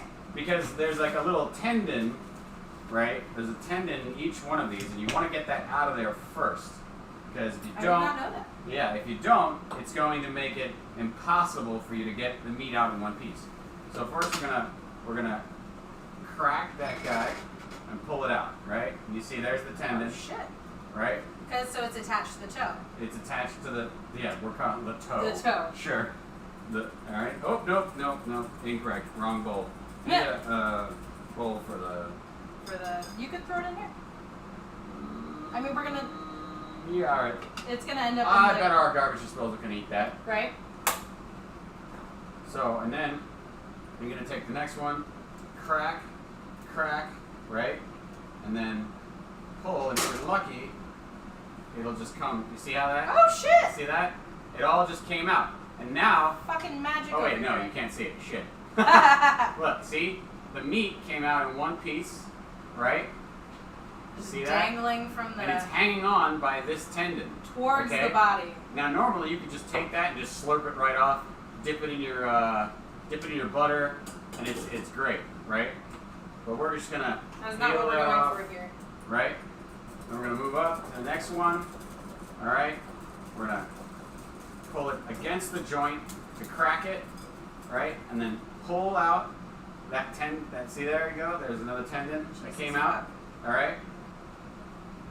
And now we're actually gonna. No, damn it. Keep This getting- one. all right, it's over there. Here. So now what we're gonna do is we're gonna actually break with tradition. Get it? Break. Break. I get jokes. Oh, cracking. I get jokes. All right, we're gonna actually just crack this guy off at the end. All right, we don't need that anymore. I mean, there's a little bit of meat in here, but Not really it's worth kind it. of a pain in the ass to get to. So, Not really worth it. right now, this is actually where I would use my teeth, because I would like this little nubbin right here. We got a little nubbin. I don't know if you can see that, but that guy, I just get in there and just break it off. Right? I can't really. Oh yeah, I can. There we go. You're gonna break that off, right? What that's gonna do is it's gonna release the meat on the inside. Release the meat, right? And obviously, the bigger piece you get, the better. Now, this is the golden piece. This is the real That's the moneymaker. moneymaker. And this is actually a pretty little one, so this is gonna be kind of difficult, right? So what you want to do is you want to take a firm grip, okay, and you want to place a thumb, right, on either ridge, all right, either ridge, right, turn it, and then you're just gonna carefully crack it away from you, and then towards you, and then up and down, and I fucked it up. It That's doesn't alright. always work. That's all right. You've got a whole ton of legs that you can practice on. Yep. It's not 100%, but it is very effective. Do you require a utensil? I do not. Okay. 80% of the time it works all the time. 80% of the time works 100% of the time. God damn it. There we go. Look, see how that slid right out there? Yeah. Right?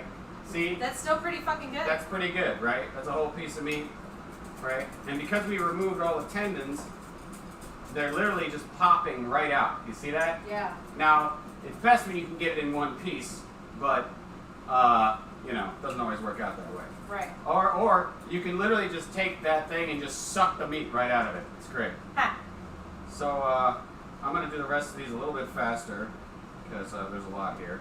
So, is there any rules or anything like that with that center meat or anything, like coloration This wise, meat? or yeah? Sort of. If it's orange and green, don't eat it, because that's like guts and poo. Definitely don't eat that. Okay, so we called that the mustard growing Oh up. God. Some people really like it, Sure. and it is fine. It's perfectly safe to eat. Those They're- are probably the same people that don't mind not deveining shrimp before they eat them. Actually, honestly, it is genuinely very much like eating urchin, sea urchin. I have never had sea urchin. It's disgusting. I've had it. It was awful.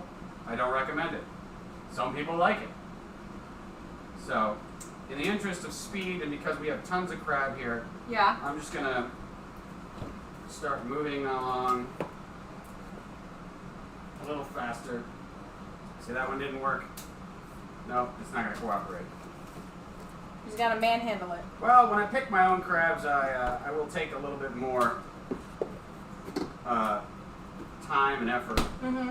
to, really get. There we go. See, Oh, that's better. perfect piece Yeah. coming out. Come on, come on. Yeah. Come on, baby, let my Yeah. No, it's not gonna. It's not gonna let go.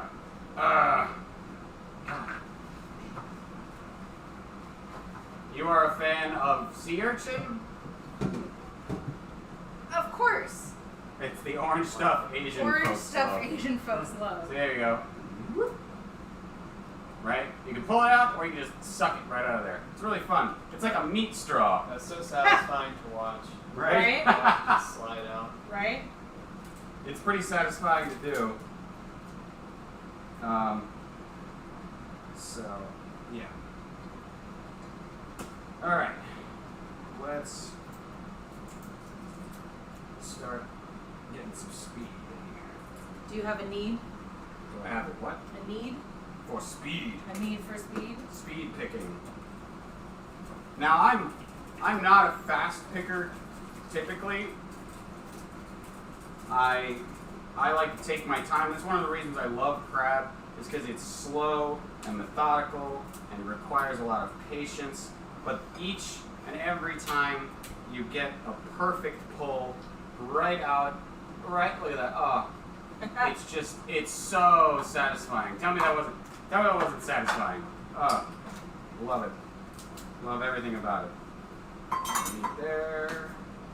I'm starting to learn these crabs too.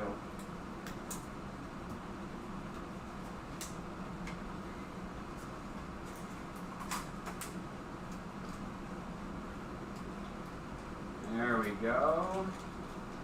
Is this going to be our first? Alright. Don't jinx it. Don't jinx it.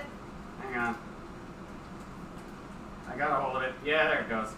There we go. That's the one. That's the first one. Nice. One whole piece Nicely done. right there. Nicely done.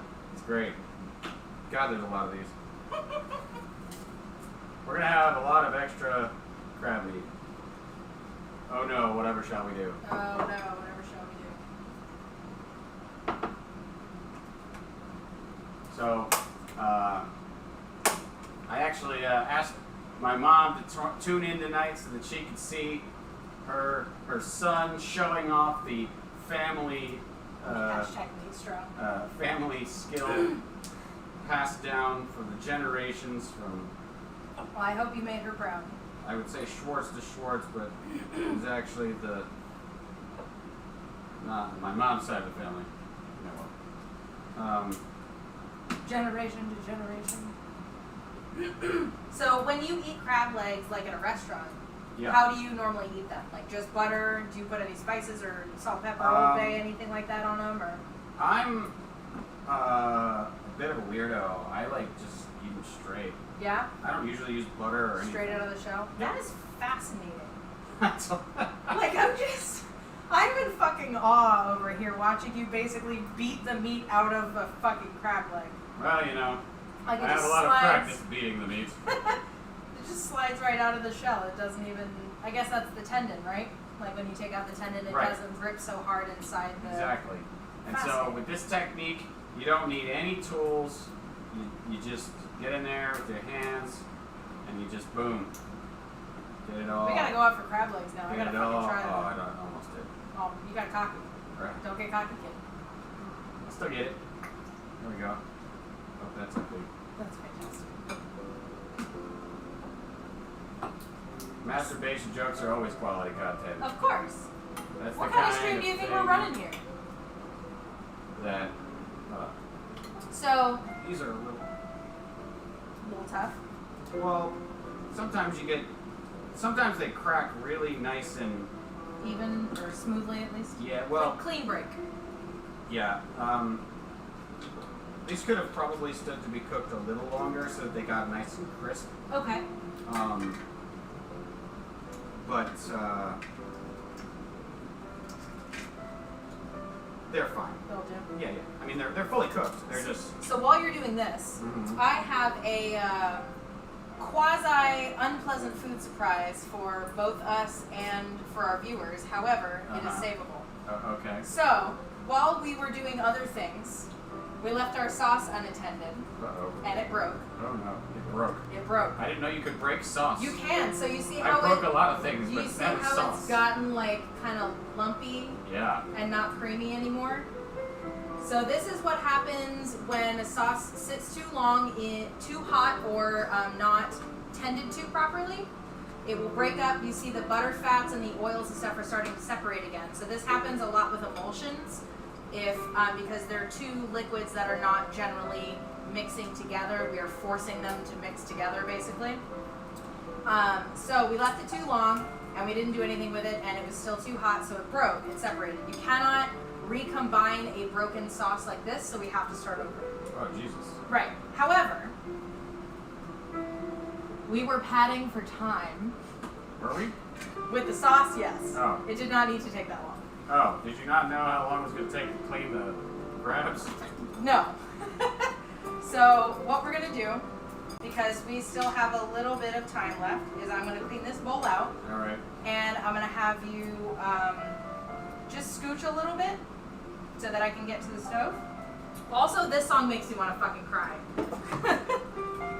This is as far Where as can we scooch. need our friend Karen to be in on this because she always wants me to sing this fucking song. If you move those, I can maybe get a little closer.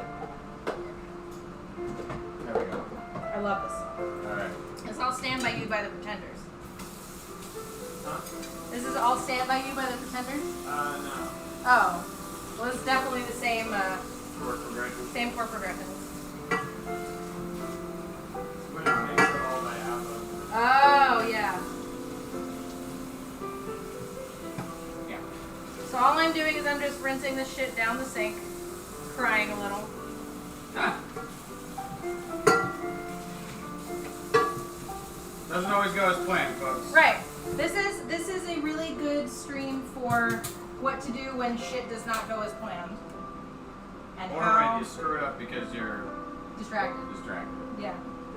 So we're basically, and this is actually a good opportunity for those who were not here before. So I kept the water warm as warm as possible. I'm going to take it back up to medium.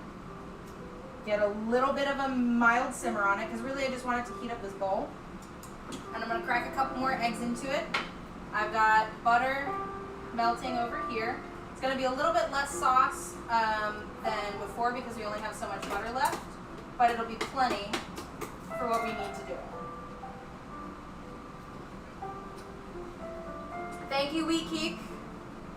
Loving the music. We love you too.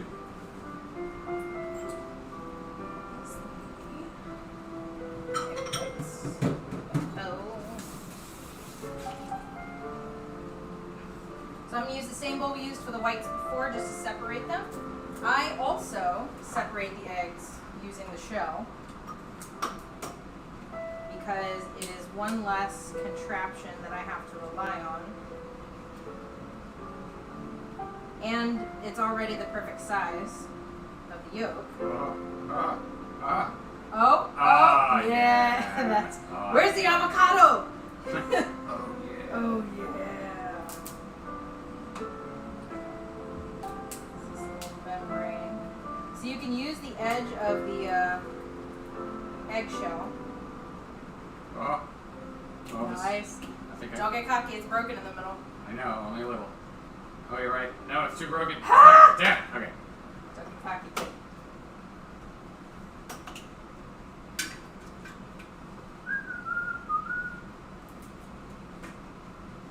And once I finish with these legs, I'll show you guys how to clean a claw.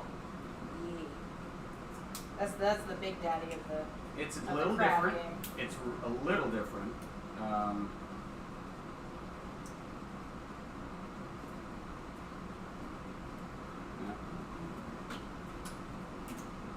But actually, I'm not sure because the method I know is actually one I did not improve upon this at all. It is actually my mom's own method. She showed me how to do this when I was a little kid, and for the life of me, I couldn't get it for a very long time. And I may still screw it up tonight, but we'll see. Well, Wait, see, that's the thing about PoleChef is that it's not about doing it perfectly. It's Well, about being realistic. I just want to make my mom proud. I just want to make my mom proud. Don't we all? Well, some of us. Not all of us. I do. I certainly do. My mom's good people.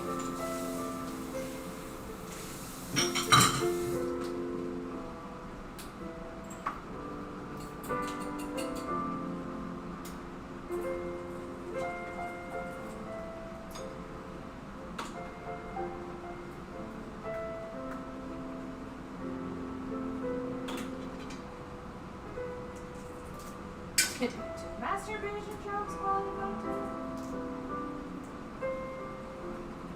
I should make one of those oddly satisfying videos Oh, yeah. about just cleaning a crab leg. I feel like that's something our viewers could relate to. Crab leg ASMR. Crab leg ASMR, yeah. Yeah. Honestly, Visuals. I never really put that together, but I'm starting to think that that's something that part of the reason I really enjoy crab, other than the fact they're fucking delicious. It's just like slimy yet satisfying.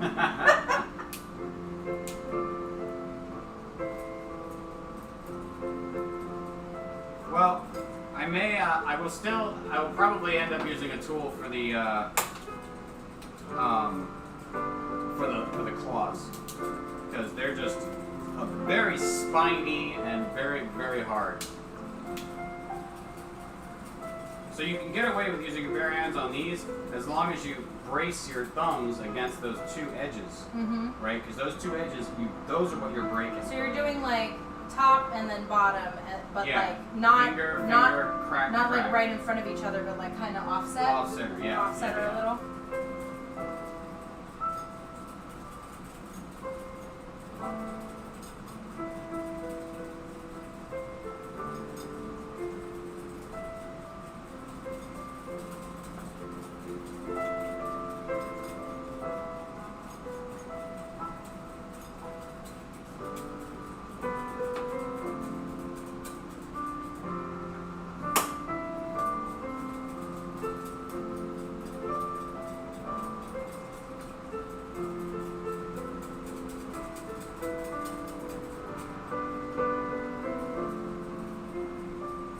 Fear is not my guide. Ah, there we go. Yeah, nicely done. Oh, that's a big one. That is great. Look at that. It's so smooth. Yeah. Demon Hunter. What? We requested a Demon Hunter song. It's a name I've not heard in a long time. Oh. Surprisingly, but you're familiar with it? I don't know about the song, but I used to listen to band. Okay. That's a start. Yeah. I think I guessed pretty much dead on the amount of crab meat we need. Nice. Feel good about that. Also, I did not know how simultaneously cheap and easy crabs are. Right? I think all of these crabs were like $8. Seriously? It really wasn't expensive. Wow, that is definitely... The fish, the cod we made the other day was way Was- more expensive. Well, that's also because we got like an entire half We a did pot. get a whole damn fish. Oh, God, a whole fucking fish. I always thought of crab as like expensive food. Yeah, me Yeah, too. me In too. my mind. That's because when you go to a restaurant, it is expensive Yeah. food. But it's actually not.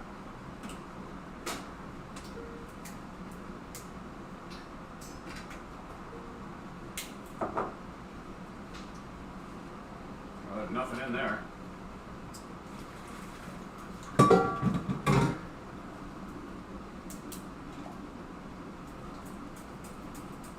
So, for the update, I have essentially done the exact same thing with this hollandaise as I did the first time around. I started with the egg yolks. This time I put the lemon juice in first with the egg yolks and mixed those up, and then I slowly added melted butter to this and stirred as we went. Does not take that long, only took me a couple of minutes. I was just padding for time. I'm going to wait to season this until after it cools down, but I am basically going to be stirring this as it cools off naturally because I don't want it to cool too fast. Oh shit! That one's like perfect. Yeah, Look at that's that, look at that. perfection. Look at that shit. I didn't even break it. Like, it is one, there's no tears. That is a Smooth as perfect fuck. piece of crab meat. Oh. Okay. Oh, I think I'm down to the claws. Yep. Hey, sweet. Alright, all we got left is claws. So, claws are harder because you can do them with your hands, but they're very fucking spiny and you can get stabbed, and that's not fun. And nobody wants to bleed all over their crabs or their food. Not with that attitude. So, I really want to dissect some crabs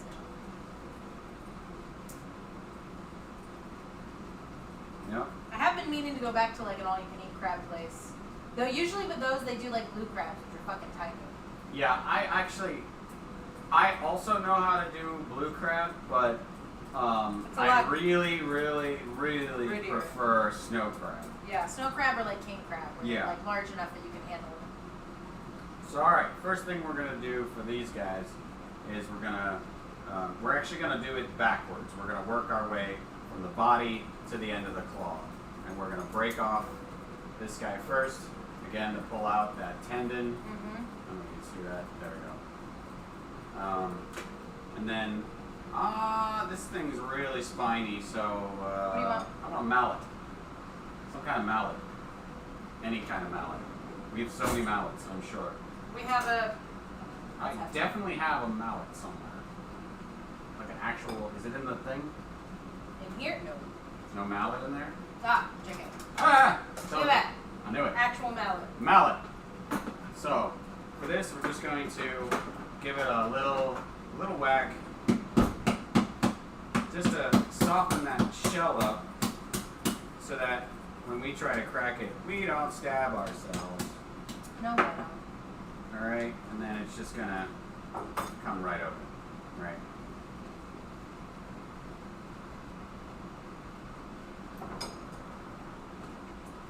And there we go. Yeah. Nice. Boom. All right, so that's that piece. Then we're gonna break this guy off here. You can kind of like get some leverage, So the match review. right? And crack it. Just get rid of it. Oh, nice. All right, now, how in the world? Okay, let me think about this. Prepare. Okay.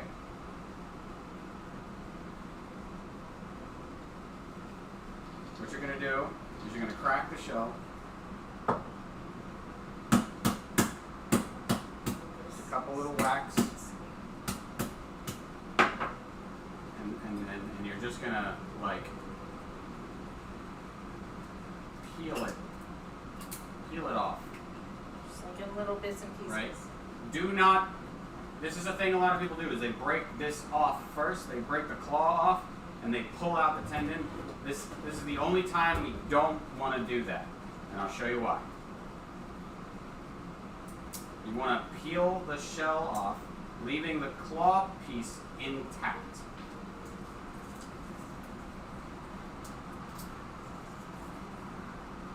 So you're basically just like peeling little. It's like peeling a hard-boiled egg almost. Yeah. Like you're just peeling little pieces off the meat without actually breaking the meat apart. Yeah. I was never nearly as good at this as my mom was, as I've mentioned, but Who's a fucking pro, huh? I mean, she could get this sucker clean like you wouldn't believe. Claws. I always focused my efforts on the legs, as is probably evident. Sure. So you're just gonna keep breaking it until you get all the way down. Right? Now that we're here and everything's broken off, you can actually, I don't know, oh, here we go. You can, God, it's like washed out. So Here. you're just gonna, yeah, there we go. Zoom camera. You're gonna break it, right? And then sort of Push it. you're gonna push up on the claw that moves, and pull back on the stationary one, Okay. right? And it'll break off at some point. Good night, hero. It's great to see you. Just kind of this like back and forth wiggle movement. Yeah, it takes some effort. I screwed this all up. No, it's falling apart. Oh no! Oh, Be God. careful. Don't let it fall. I failed. I failed you, mother. All right, next one. Whatever shell she's doing. Oh no. Okay. Well, so. All right, let me try to do it on another one. I'm gonna do it faster this time. I'm not gonna walk through it all. Because I don't need the stove. Oh, you're done with the stuff. Yeah. Okay. I'm just seasoning our sauce and stirring it to make sure it's good.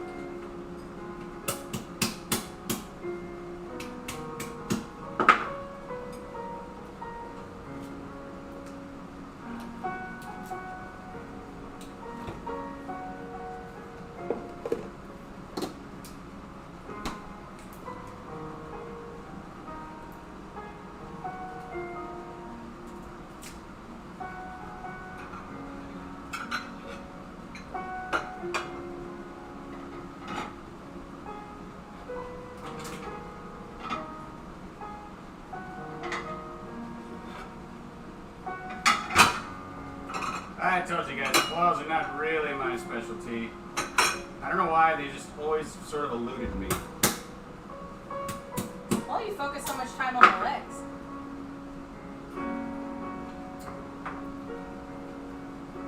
But you're getting through them still. Oh, I know how to You're get pretty it good, clean. I just, it's Definitely not sure shit better than I could have done. it's not as damn pretty. It's a high bar I've got to meet. Get it? Meet.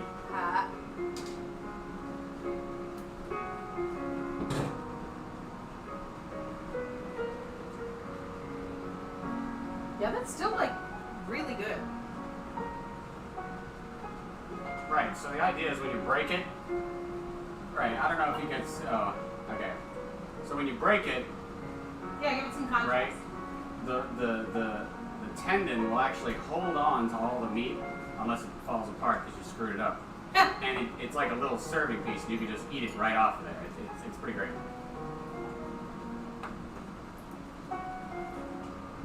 It's a neat trick. It's obviously more work than is really strictly necessary. It's a great party trick.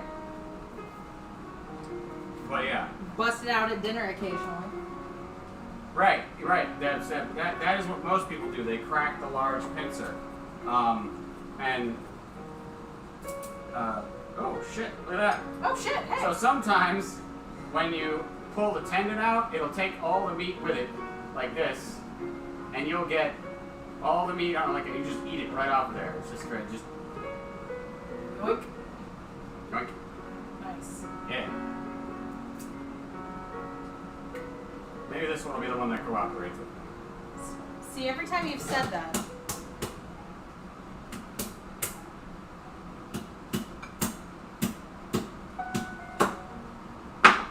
Not a very good mallet for this either. no. You want a smaller mallet. Does the material of the mallet matter? Because I've seen like wooden mallets are usually what you get. Excuse me, what you get at like a restaurant. I think it's because those are just cheap. Okay.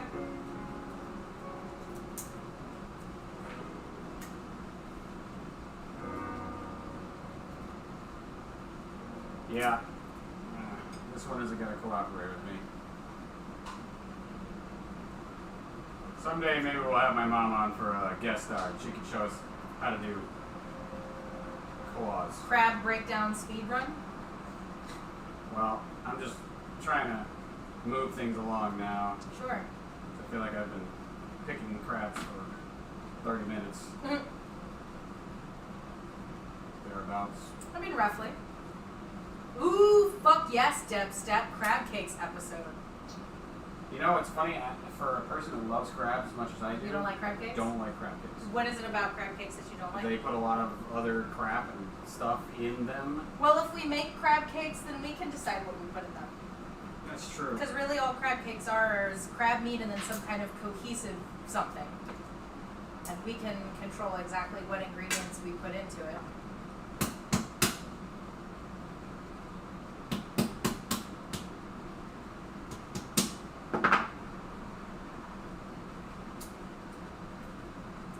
Have you ever stabbed just underneath your fingernail with a crab shell? Of course I have.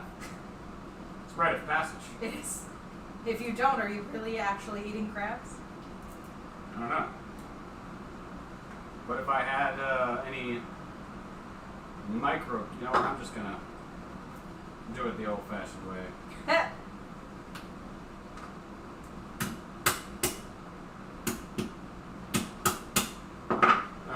No more fanciness. Yeah.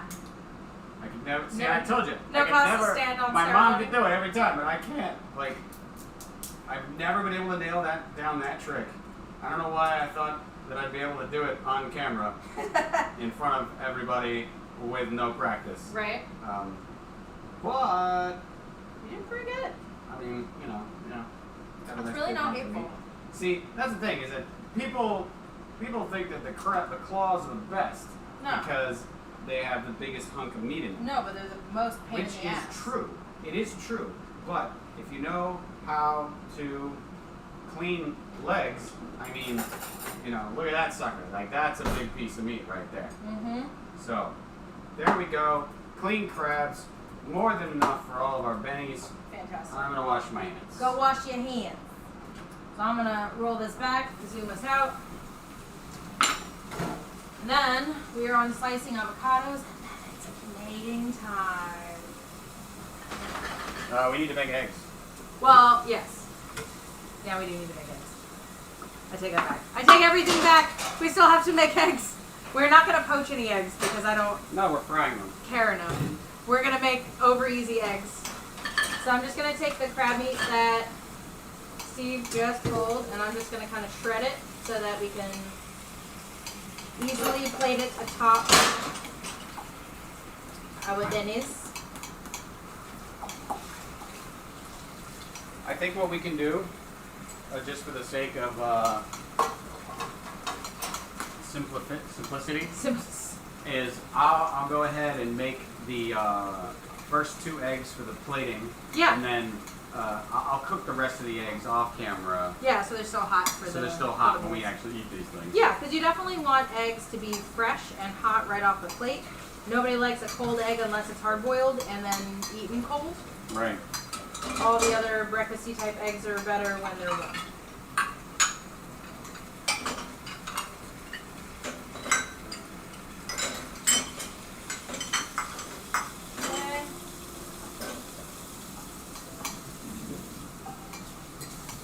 Alright, so what I'm going to do you prefer to season your crab meat before or after it goes on your dish? I'm a crab Puritan. Okay, so you So- would prefer to season it after? If you, no, you're the chef here. Oh, okay. I'm eating whatever you prepare. Alright, fantastic. All I'm doing is giving you the ingredients. Waha. Alright, so in that case, let me wash out my hand. So yeah, go ahead and We're just gonna do basic seasoning, so it's just gonna be like a little bit of salt, a little bit of pepper, a little bit of Old Bay, not a lot. We'll save the bulk of that shit for after when you want to add more to your own thing. we can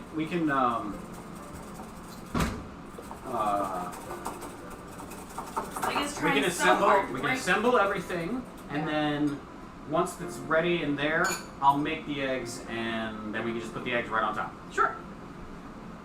Ah. I need salt and pepper. Salt is over there. Oh yeah, I have a holster. Sheath, as it were. Can you bring me the salt and pepper, Steve? WeKeek, you are absolutely allowed to request a song, and thank you so much for telling us how much you enjoy it. We love having you guys. Pepper Pepper. and salt. Pepper's on your right, salt's on your left. Very basic seasonings, not for any additional or different flavoring, but just to enhance the existing flavor of the crab.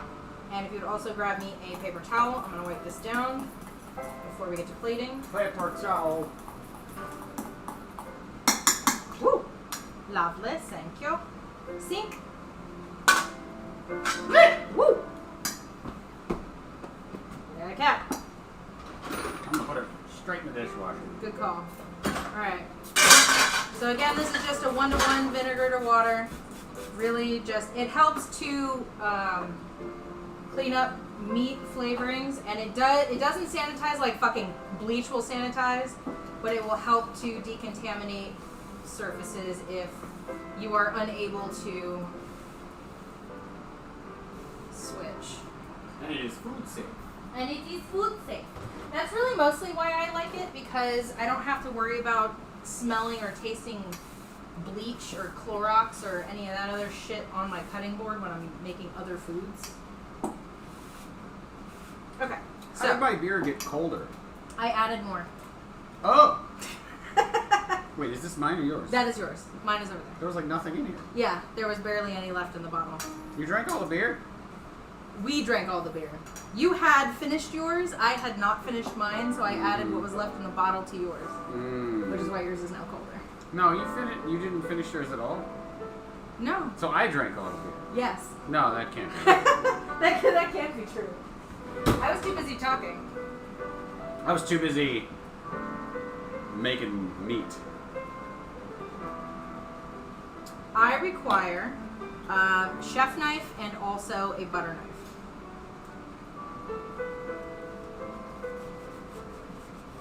Okay, now it's stuck. Now when you're under pressure. So, we're going to cut the avocado into slices.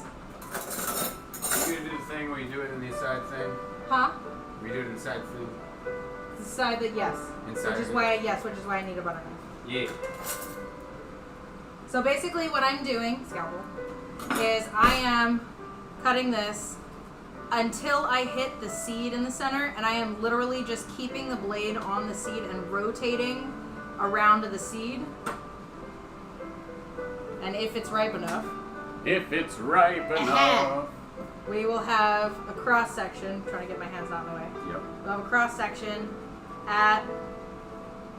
Oh, that is. Look at that! That is a perfect freaking avocado. Oh yeah! I picked them. Did the squeeze test? Yeah, I can't trust myself to do proper avocado picking because I can never tell what's soft enough and what's not. Look at this thing. It's beautimous. If there was ever a more ripe avocado, I don't know what it is. Right? And on the outside, it looked really dark and gross, and it didn't look as pretty as all the others. And on the that's inside, how you know it's good. Exactly. Also, because it's a little squishy. Little squishy. Just a little, not too So squishy. this is probably everybody's favorite part of cutting an avocado is doing this to the seed. Yes. So basically, you just need a sharp knife. It is soft-ish, so if you were to pierce it with the tip, it would go pretty much straight through. Don't do that. Don't fucking do that. Take the wide end, sharp end, and just go right on top. You don't need a lot of pressure. It will cut into, like if I let this go, it is sticking into the seed. All I'm doing is I'm then rotating the avocado, not the knife. You could honestly do either one, but honestly it's easier for me to do the avocado just a little bit to loosen it back and forth, and then the seed just stays on the edge of the... No, don't put it in there. Give it to me. Oh, right, because that's going on the...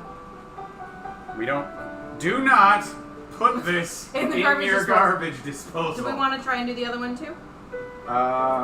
It's a little more firm, so I'm not sure. I'm going to leave it up to you. I think we have enough avocado. Yeah, because we're just ours. doing slices. So we'll just save this one. We'll do that one in like a day or two.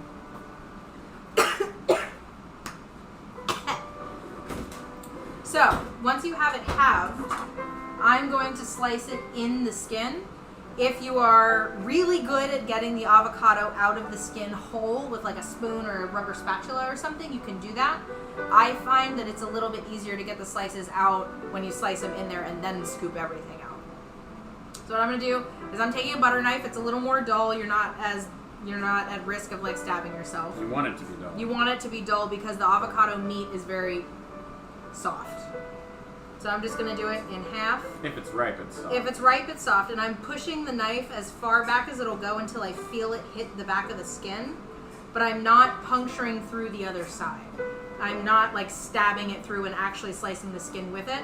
All I'm doing is just trying to scrape against the back of the skin. And I'm just doing like maybe 1/8 of an inch.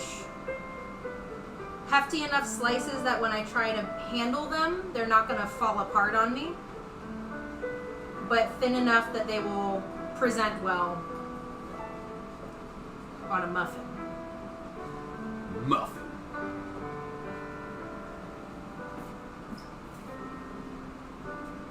These muffins. Do you know the Muffin Man? The Muffin Man! Who lives on Drury Lane? So now what I'm going to have you do is find the blue tiny rubber spatula that I use for most things in the drawer there, probably. Yes. Dot. I got this from Walmart. It is the best fucking spatula I own. And it's not because it flips things, but it is because I use this for like 98% of all the things I do in the kitchen. It's like a spoon, a knife, a spatula, a whisk. It like does fucking everything. And because the core stops like here, it's very flexible on the tips. I've never used a spatula to do this. So what I do is I take the very tip, because of the way that this is shaped, it's like flat and then it curves this way. So like it's shaped like a D. The letter D. I'm going to take the corner and I'm just going to press it in softly. And I'm kind of pushing down and scooping to the side at the same time. And I'm not pushing too hard because I don't want to break up the pieces. But what I'm really just doing is I'm just trying to separate these outer pieces a little from the skin, just at the top.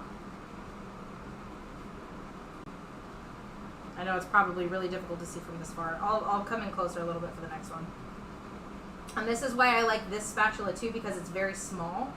And I can basically just press down, and because I'm not pushing anything sharp against the skin, I'm not actually puncturing the skin on the other side.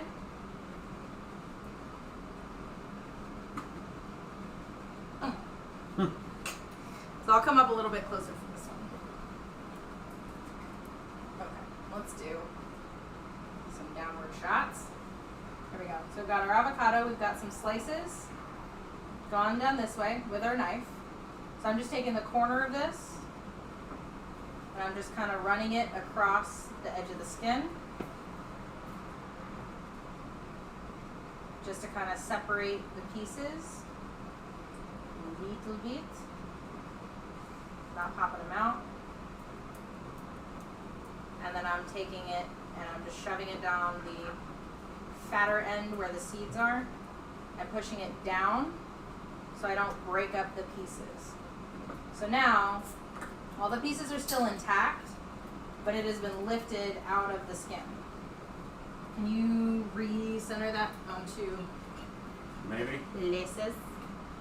Heh.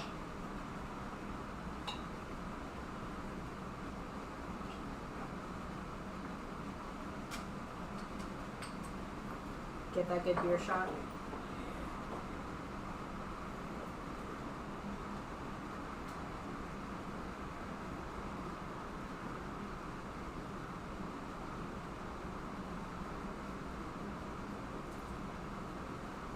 Beautiful.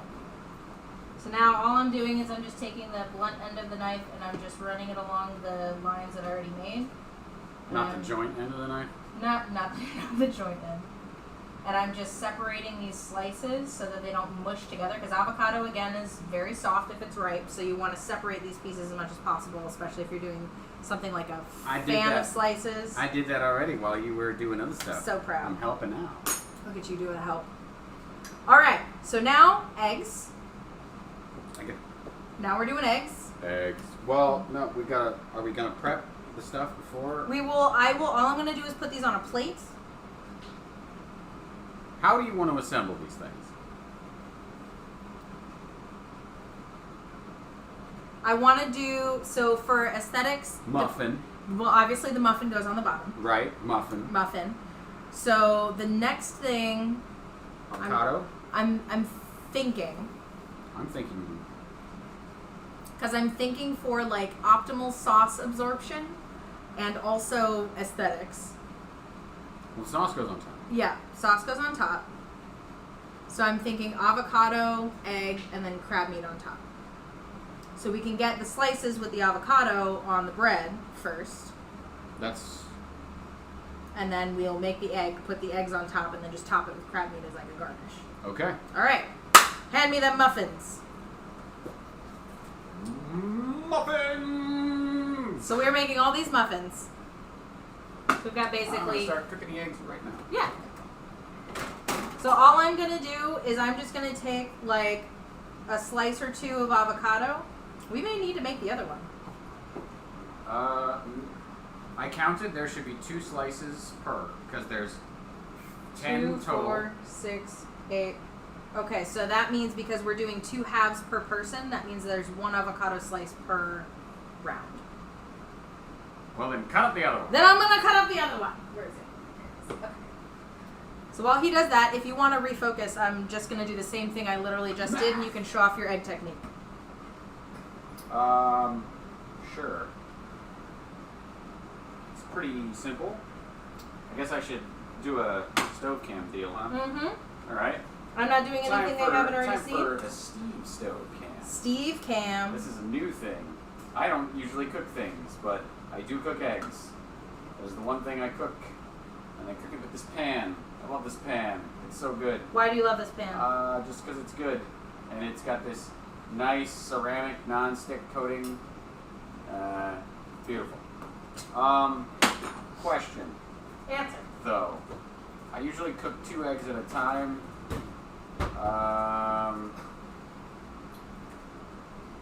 We want them separated. Mm-hmm. Do you want to use a smaller pan? No. I'll figure it out. Okay, because we also I'm have... gonna do 2 at a time, and then I'll cut them in the pan I was before going to say, we have ring molds. Stainless steel circles that one generally would use to cut biscuits. However, were one cooking multiple eggs at a time, one could use them to cut... I can't flip that. You don't have to flip that. Yeah, but I'm... No, you use the molds after you've flipped the eggs already. Then you cut them into a circle once they're already fully cooked. To shape, to make them the size of the... I'm gonna cook the eggs. Cook the eggs. We know what we're doing. Okay. I need some cooking spray. Periodically beating the hollandaise because it keeps trying to rebel and break on me. We're not gonna lose it this time. We're not gonna fucking lose it. We're gonna lose it, Jim! Don't die on me, hollandaise! Not this time. Not on my watch. Oh yeah, this avocado is perfectly good. It's a little bit firmer than the other one, but it is definitely still right. Good thing I got more eggs. Mm. We are just about out of them. Alright.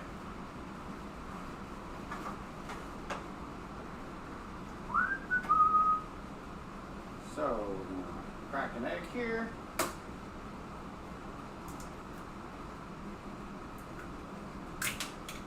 Pull that out of the pan.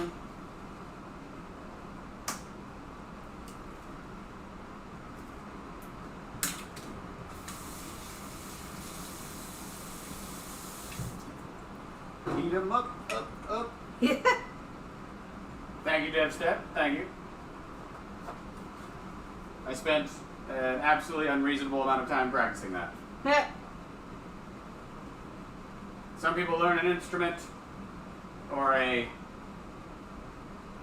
marketable skill. I learned how to crack an egg with one hand. Yeah. The eggs are a cooking. Fantastic. So how long do you normally, we're doing sunny, not sunny side up, but like over easy, right? We are doing over easy. How long do those normally take? 5 minutes-ish. Right about. Do you go by visuals or do you go by an exact timer? How do you normally make your eggs? Okay, so the way I tell when the eggs are done, or they're ready to be flipped, okay, is you start to get a little browning around the edges of the egg, right?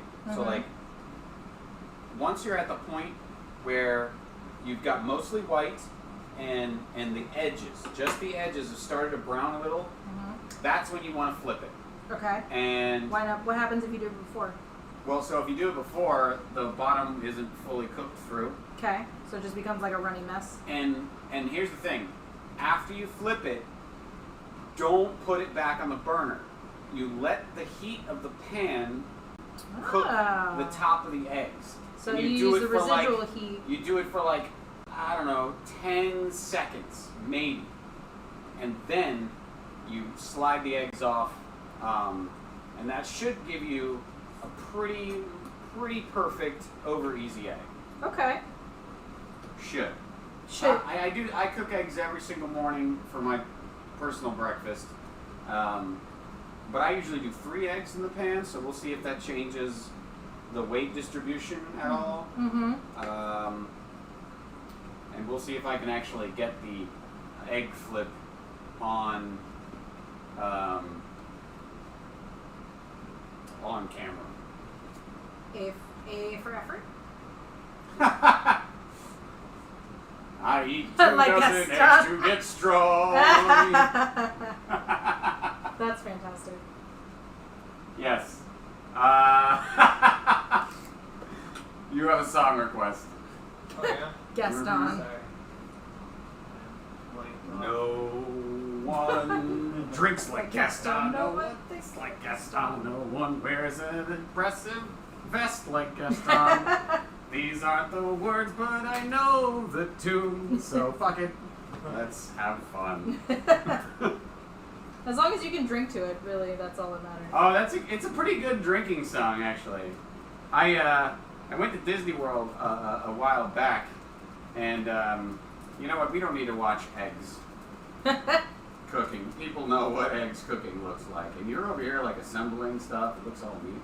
I went to Disneyland World actually, and I met Gaston. Oh shit. And the guy playing Gaston, let me tell you, holy cow, this guy he was a professional. A character.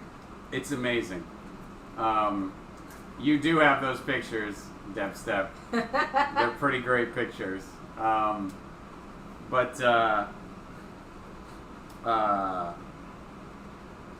I got a butter beer from the Harry Potter portion. Like you do. Yep.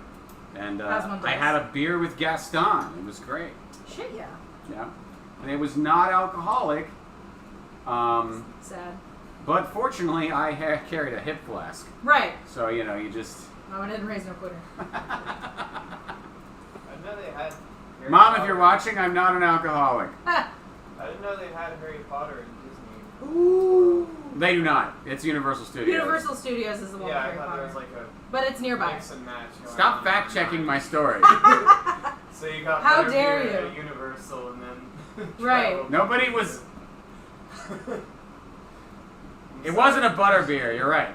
They had these, like, cups, and there was beer, and there was, like, a tavern. I don't remember what the hell it was called. Butterbeer was the first thing that came to my mind. Can you rinse these off? Yeah. I suppose. Yeah. Before you get in there. I'm just gonna rinse my hands off. I actually didn't know. I didn't mean to bust you. No, it's alright. It's alright. Alright, so all I did with the avocados here is I just laid 2 pieces. So I got 2 round halves, and then I filled in the center of a couple of them with some like stray avocado pieces. Just to lay a base. Because I want the green to show on the bottom and peek out a little bit. And now I'm going to wipe down all the avocado schmear. The eggs are looking pretty good. Yeah? Pretty good. Mm-hmm. We're getting there. I'm going to need a place to put them pretty soon. Mm-hmm. If you want, we can put them on another plate, cut them, and then put them on? Yes. Okay. So if you want to grab, is there another silver thing? Silver plate? Yes. Probably. Was it the one that you put the crab stuff on before? Can we watch that while the eggs are finishing? Can we just use, like, anything else? It's dirty. Sure. We can use like a plate. Yeah. Really, I just need a flat surface. And I should grab the ring Wide molds. enough? Yeah. So, this will be an opportunity for me to break out ring molds. So, these I got a long time ago. These are stainless steel ring molds. They come in a tin, and they have like a whole bunch of sizes. Like so. Basically, I'm going to find one that fits an English muffin or thereabouts, a little bit smaller than that. And we're going to use that to cut around the yolk of the egg so that the yolk is dead center and the egg is exactly, other way, there we go. And the egg is exactly the size of the English muffin. Alright, the eggs are getting pretty close. Alright. Look at that, first try. Nice. So I'm going to give you this plate to put, or actually I'll just set this up front so you can. Eggs will go there. And then I will cut. Alright. We'll see if I can do this. So far, I'm, I think, what? 2 for 3? 2 for 3 tonight? 2 for 3 so far. Nailed the crab legs. I feel like I nailed that. Mm-hmm. No, I don't think there was anything else I said that I was super good at and failed. No, I not failed. necessarily. I failed the claws. I'm deeply ashamed. I'm going to give this to you to put in the sink. Deeply. Sink. Sink. Careful with dripping. Dripping with deliciousness. That is very true. Oh, Good your butt. eggs are ready. Alrighty. They're brown around the edges, Alright, flip. right? So you can kind of see maybe brown around the edges. Yeah. See? Do you want stove cam? No, I do not. Okay. And they can slide around. They slide around. You can't see them sliding, but they're totally I sliding. can here. They're Here. sliding. Here. This isn't gonna help. Just do it down here. All right, they're not gonna see anything. Right, they're sliding. You can see they're brown around the edges. They're actually a little too brown because I've been Talking. taking this. Right, and then you're just gonna. Woo! Oh, I fucked it up. Of course I did. Don't worry, I got. This is terrible. This is awful. This is the worst. We actually have more eggs than you think we do. I know we do. Give me your spatula thingy. The blue one? Quickly. It's in the sink. This is ruining It's in the sink. the eggs are It's in ruined. the sink.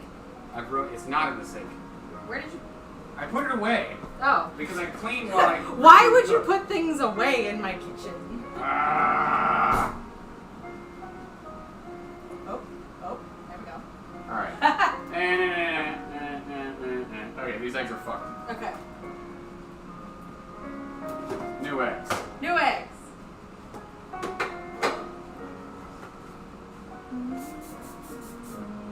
Those could be Larry's. He'll eat them. They're eggs.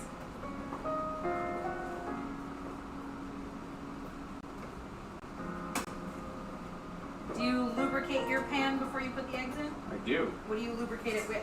I use cooking spray. Any particular kind? Yes, Or... I don't know what the fuck this is. It's just called vegetable oil cooking spray. It's usually like It's canola- like it's fucking usually like canola oil, very I think. basic giant brand stuff. Yeah. But it is fantastic. Yeah. The stuff that I have for the olive oil cooking spray was, before I got the kind I have now, was the same thing but olive oil instead of vegetable oil. Yeah. It's really, really good. I tried the olive oil stuff that you have. Huh? It did not work as well for me, unfortunately. So the reason is that for sauteing stuff, vegetable oils have a higher smoke point. So if you're using a medium high to high heat, then you're gonna want a higher smoke point oil like vegetable oil, canola oil, or something like that. If you're doing something at a lower temperature, then you can use something like extra virgin olive oil in that case. Because if you use that on a high heat, it's gonna smoke and it's gonna burn. Right. Especially since you have the ceramic coating on the inside. If you use too high of a heat or smoke something or burn something too much, it fucks up the coating faster. So how do you want to do this? Heh. Not with those. I mean, we could salt and pepper and just eat them. We could feed Seth with them. I mean, they'll go on a thing and they're Sure. fine. They are done over easy. Yeah, absolutely. The tops are just a little too cooked and they're broken. I mean, I can still cut them. They're broken, but still edible. Just not pretty. Not all the food we're gonna make is gonna be pretty. We just need one pretty one for the picture, and the rest can be ugly as fuck. Okay. We just need one set. So bear with us, guys, while we make one more attempt at making pretty eggs. These are going to go a lot faster, though, because the pan is much hotter. Yeah. As a matter of fact, we're getting pretty close. Yep, they're sliding around pretty good. Let me give that another second. There's still a little bit of, like, goo on top, so I want to give that some more time. Please use a spatula. No. I will not. Fuck you, I won't do what you tell me. I do this literally every day. I flip the eggs. It comes out perfect every time. It's just not doing it right now because I'm on camera. That's usually how that works. Alright. Here we go. Take two. Boom! Yeah! Look at that. Sizzle, sizzle, sizzle, sizzle, sizzle. Sizzle, bitch. Sizzle, and let's get them off the heat. Quick. Great. Boom. All There you right. go. Clean pan. That's how you do an over easy egg. No spatula. Bam. No fucking spatula. So, while he is working on... I'm not going to cook more eggs. till I we're know, done. but you need to clean off the... It'll burn off. It's... So, what we're going to do now is we're going to do plating. So, first things first, I'm going to switch these around a little bit. Just get some spacing. So I'm going to take this ring mold, And I'm going to cut circles around the eggs. These are basically just a little smaller than the actual size of the English muffin, so you should still see some green of the avocado underneath it. There's no point in really having avocado being part of the presentation if you can't fucking see it. So That's a good point. I'm going to do my damnedest I guarantee you those are perfectly over easy not underneath. to cut the yolks because I can't quite see exactly where the edge of the yolk is, so I'm just going to hope that I got it. Yep. You got it. Sweet. You got it. Extra. We're going to make these really pretty. The rest are going to be a mess, but they're going to be delicious. Exactly. So these two I already cut over here, so I'm going to do the same thing. And I'm just going to try and get like as much of the egg in this as I can.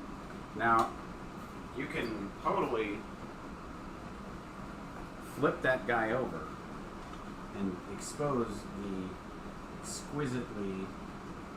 Ooh, yes. See how There you go. perfect? Like there's just a thin, very thin layer. So on one side you have the like golden crispy Yep. edge that was on the pan for the longest part. Yep. And then on the other side, if you want to hand me that spatula again. Yeah. It's very delicate. Very delicate process. It is. I just, if it breaks, I don't want... You don't want that on me? It's alright. Alright. Good sous chef. I don't know. You need a bigger spatula is what you need. Yeah, you're right, I do. I mean, strictly speaking, you don't have to flip it. But... I was going to say, I mean... I'm blocking the shot. This is how we do tildery. Slow and steady. Nice and gentle.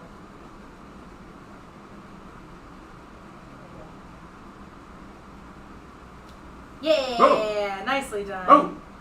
Oh! So we've got, on this end now, we've got this like thin veneer. Yeah, go give him that sexy Okay, close-up. okay, so here we go, guys. Here we go. To prove that I Here we freaking go know. now. These two good eggs, Yeah. shitty eggs. Shitty eggs. Good eggs. You see, there's just a very thin, thin layer of, like it totally cooks all the white, but it doesn't cook the yolk. Bam. Alright. So, we're going to start with the muffins, which have slices of avocado on them. I'm just going to give you guys a quick close-up. So I did, move your butt, Oliver. Trying to get this like not washed out. There we go. So you've got avocado halves and then a little bit of like extra avocado pieces from the very outside. Also, we're going to plate up with potatoes, but I'm going to do those last.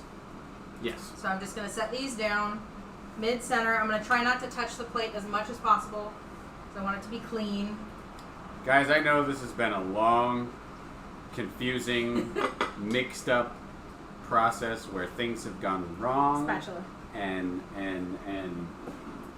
we sort of look like we didn't know what we were doing. This happens a lot when you cook. Let me tell you. This is the reality of cooking. This looks so amazing already. It smells so good. And thank you all for sticking with us. Those of you that are left, those of you that couldn't stay up this late to watch people cook breakfast. I get that too. But for you troopers who are still here right now, this is a hell of a treat. Let me tell you. I wish I could feed it to all of you. Alright, so we got the eggs on top. I'm going to give this to you to place off to the side along with these avocados. Alright, so now we're going to do crab meat. That looks so good. You did really good with that. Thanks! We're going to do some crab meat, just kind of like lump it, bunch it on top a little bit, and then I'm going to put, because these are going to be mine, I'm going to put paprika, a little bit of Old Bay, and like a little bit of extra salt, because I really like it like a little extra salty. And then we're going to plate up some potatoes. It is your plate after all. Right. God, this looks good. Right? And I left a couple like big chunks in there that have like a lot of really good like red skin, Mm-hmm. just to really give it that like fresh crab meat look, Mm-hmm. that like chunky look. Well, we're getting to that hour where Seth our starts sound looking guy over. just this expression just washes over his face. He's like, I've been playing I'm so hungry. music for so 3 long. hours. Everything smells so good. I'm so hungry. Please just feed me. And this you can be a It's little bit about time. unceremonious with. Oh, that looks so good. All right. Mm. So that is that. Bring me the potatoes. Potatoes! Ha! The most important potato. Potato! Is this what you asked for? That is what I asked Is for. this what you wanted? Yes, potato. Okay. Alright, so we've got paprika. Hold those for just like 2 seconds. Holding. Thank you. A little bit of Old Bay, a little bit of paprika. It's not heavy at all. No, of course not. I got this. Oh, that's a lot of potatoes.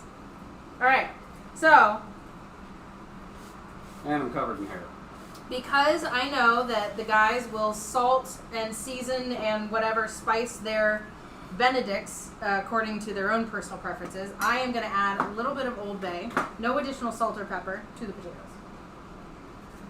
I'm fine with that. Because you guys can add as much Old Bay as you want to your eggs, but these are going to be like boardwalk fries. Really, like, driving the Chesapeake Benedict theme home. Exactly. Yep. All right. Man, this looks good. So what I'm doing with the plating part, I know most of you don't really give a shit at this point, and you just want to see what it looks like. But because I have a second ring on the inside of this, I'm lining it up to hug that second ring. I don't want it to push up too far on the edge. That way, we still have plenty of white left on the plate, because that makes our dish look more cohesive. If you make your food fill up too much of the plate, it looks too big and messy. So try to keep things compact. Plate smart. Sure. S-smart. S smart. There we go.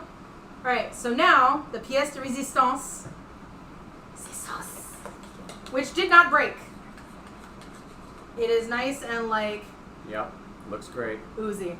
We've made, Yeah, that looks great. Put it two. on the fucking eggs. Yeah, this is the second time. Second we've made sauce. 2 hollandaise sauce tonight. So I'm just gonna start deep, like right in the center, and I'm just gonna go like from the center outwards. And I'm gonna do a little bit at a time and keep adding. I'm not gonna just dollop the whole fucking thing, because the sauce will grab onto the crab meat and take it down with it. And then we'll just have a whole fucking mountain of shit, and you God, won't that see looks anything good. else underneath it. I Kitchen sadist. Yeah. Yeah. I'm gonna smooth it out a little bit, because I am gonna take a picture of this with my phone, and then I'm gonna cut into it so you guys can see This is like a cross section. This is like what if edging was food? Yeah, that's absolutely true. Torture. Also, because it's like cooled off a little bit, it's like running a little bit slow. There we go. All right, so do that. Show for the you. people. All right. And don't forget to take a picture this time. Yes, I'm gonna take a picture before and then. There we go. So this is what we're working with: potatoes, and then we've got our crab meat, avocado, and then the Benedict, the fucking English muffin there. So I'm gonna take a picture of this real quick before I forget, and then we're gonna cut into this, and I'm gonna have a bite. Yep. And I think this time you'll just try it. Yeah, it'll just be me, because You'll we'll have be to, making. The rest will be everybody will make their own, however the fuck they feel like Right. eating it. You won't get to see our reactions to this deliciousness. That's all right. It's gonna make us wait even longer. Slave driver, this one, I swear. I live for it. Do you now? Because there's also nothing that looks as cool as flaked salt on top of this stuff. Can you get the overhead kitchen light? Yeah. Yeah. Brightness! Bright light! Bright light! Washed out.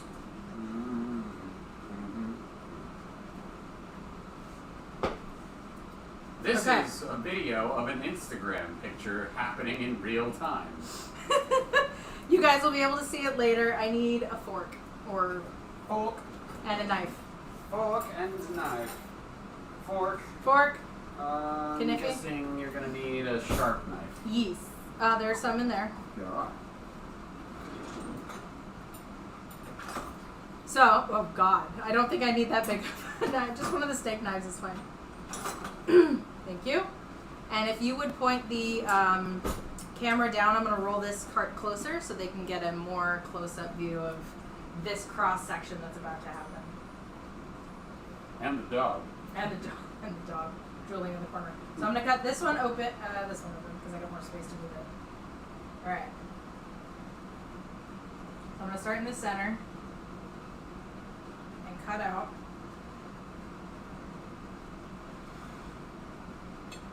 Here we go.